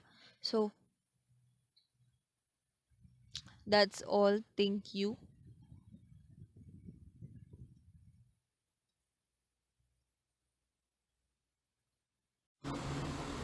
Pleasant day, everyone. My name is Ivy Francisco, the last reporter for this group. So let's start with the topic, what is digital video recording? A digital video recorder or DVR is an electronic device that records video in a digital format to a disk drive, USB flash drive, SD memory card, SSD or other local or network mass storage device. A significant feature of the DVR is the ability to access a particular frame or recorded time period anywhere on the disk in a fraction of a second. Ang isang digital video recorder ay may sarili nitong internal hard drive at ang mga user ay maaaring magsimulang mag-record nang hindi na kailangan magpasok ng anumang uri ng storage media. Pagdating sa analog camera recording, ang digital video recording ay sumusuporta sa mga feature gaya ng remote access, motion detection, real-time playback, recording at backup. Next is, what is technology piracy and digital recording? Technology piracy is a more generic term, anything related to an unauthorized use of a patented copyright work. Technology piracy, because it is unauthorized, is tantamount to stealing trademark or a copyright. And because stealing is immoral, technology piracy is also immoral, illegal, and socially irresponsible. Ang software piracy ay ang hindi autorisadong paggamit, pagkopya o pamamahagi ng naka-copyright na software. Maaring tumagal ito ng maraming beses, kabilang ang hindi autorisadong pagkopya ng mga software program na binili ng lehitimong kung minsan ay kilala bilang end-user piracy. Pagkakaroon ng illegal na pag-access sa protektadong software na kilala rin bilang cracking. Next is, what are the forms of digital piracy? There are 4 specific categories of music piracy. First is pirate recordings.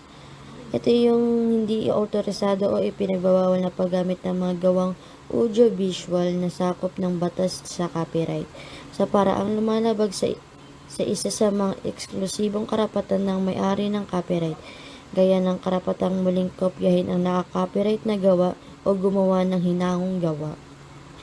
Second is counterfeit recordings.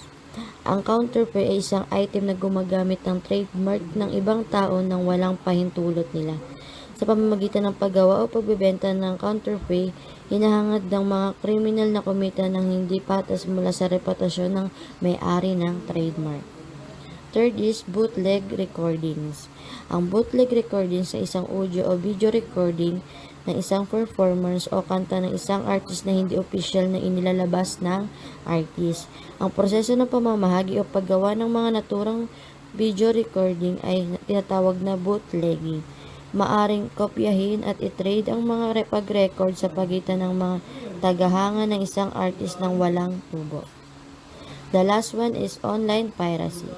Ang online piracy ay nakilala rin bilang internet piracy ay kapag ang illegal na software ay ibinebenta, ibinabahagi o nakuha sa pamamagitan ng internet. Ito ay kadalasang ginagawa sa pamamagitan ng isang peer-to-peer file sharing system na kadalasang makikita sa anyo ng mga online auction site at blog. Next is what are the bad effects of digital piracy. First is music pirates. Ang music pirates ay ang pagcopy at pamamahagi ng mga recording ng isang piraso ng musika kung saan ang mga may-ari ay may karapatan na hindi magbigay ng pahintulot. Next is consumers. Ang isang pirated tape o CD kapag ang kalidad ay mababa o ang mga produkto ay may depekto ay kadalasang hindi na ibabalik, kaya ang mga consumers ay nalulugi. Next is honest retailers. Ang mga honest retailers ay hindi nila kayang makipagkompetensya sa mga presyong inaalok ng mga illegal vendor. Ang mas kaunting negosyo ay mas nangangahulugan na mas kaunting mga trabahong kadalasang pinupuno ng mga young adult.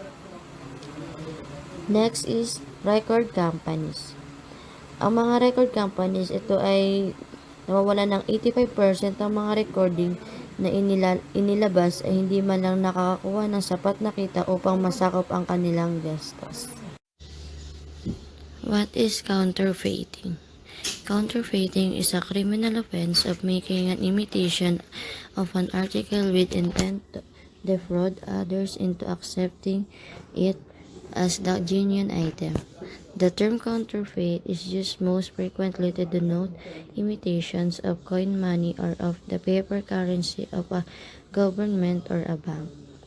Ang counterfeit ay ang pagkilos ng illegal na paglikha ng isang produkto, dokumento o pera.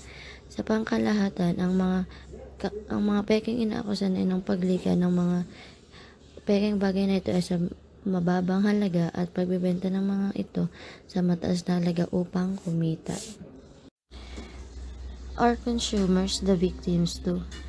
Buyers are duped into buying cheap products with designer labels or name brands only to find that the fakers are often grossly inferior to the real thing. Ang pinaka-victims dito ay ang mga creators. Bagamat tiyak na apektado ng piracy ang mga organisasyon, nagagawa pa rin nilang maglabas ng disenteng kita dahil sa katotohanan meron silang buong listahan ng iba't ibang ahente na gumagawa ng content. Sa huli, ang small-time na artist ang nakakuha ng pinakamalaking hit dahil sa piracy. That's all for today. Thank you for listening.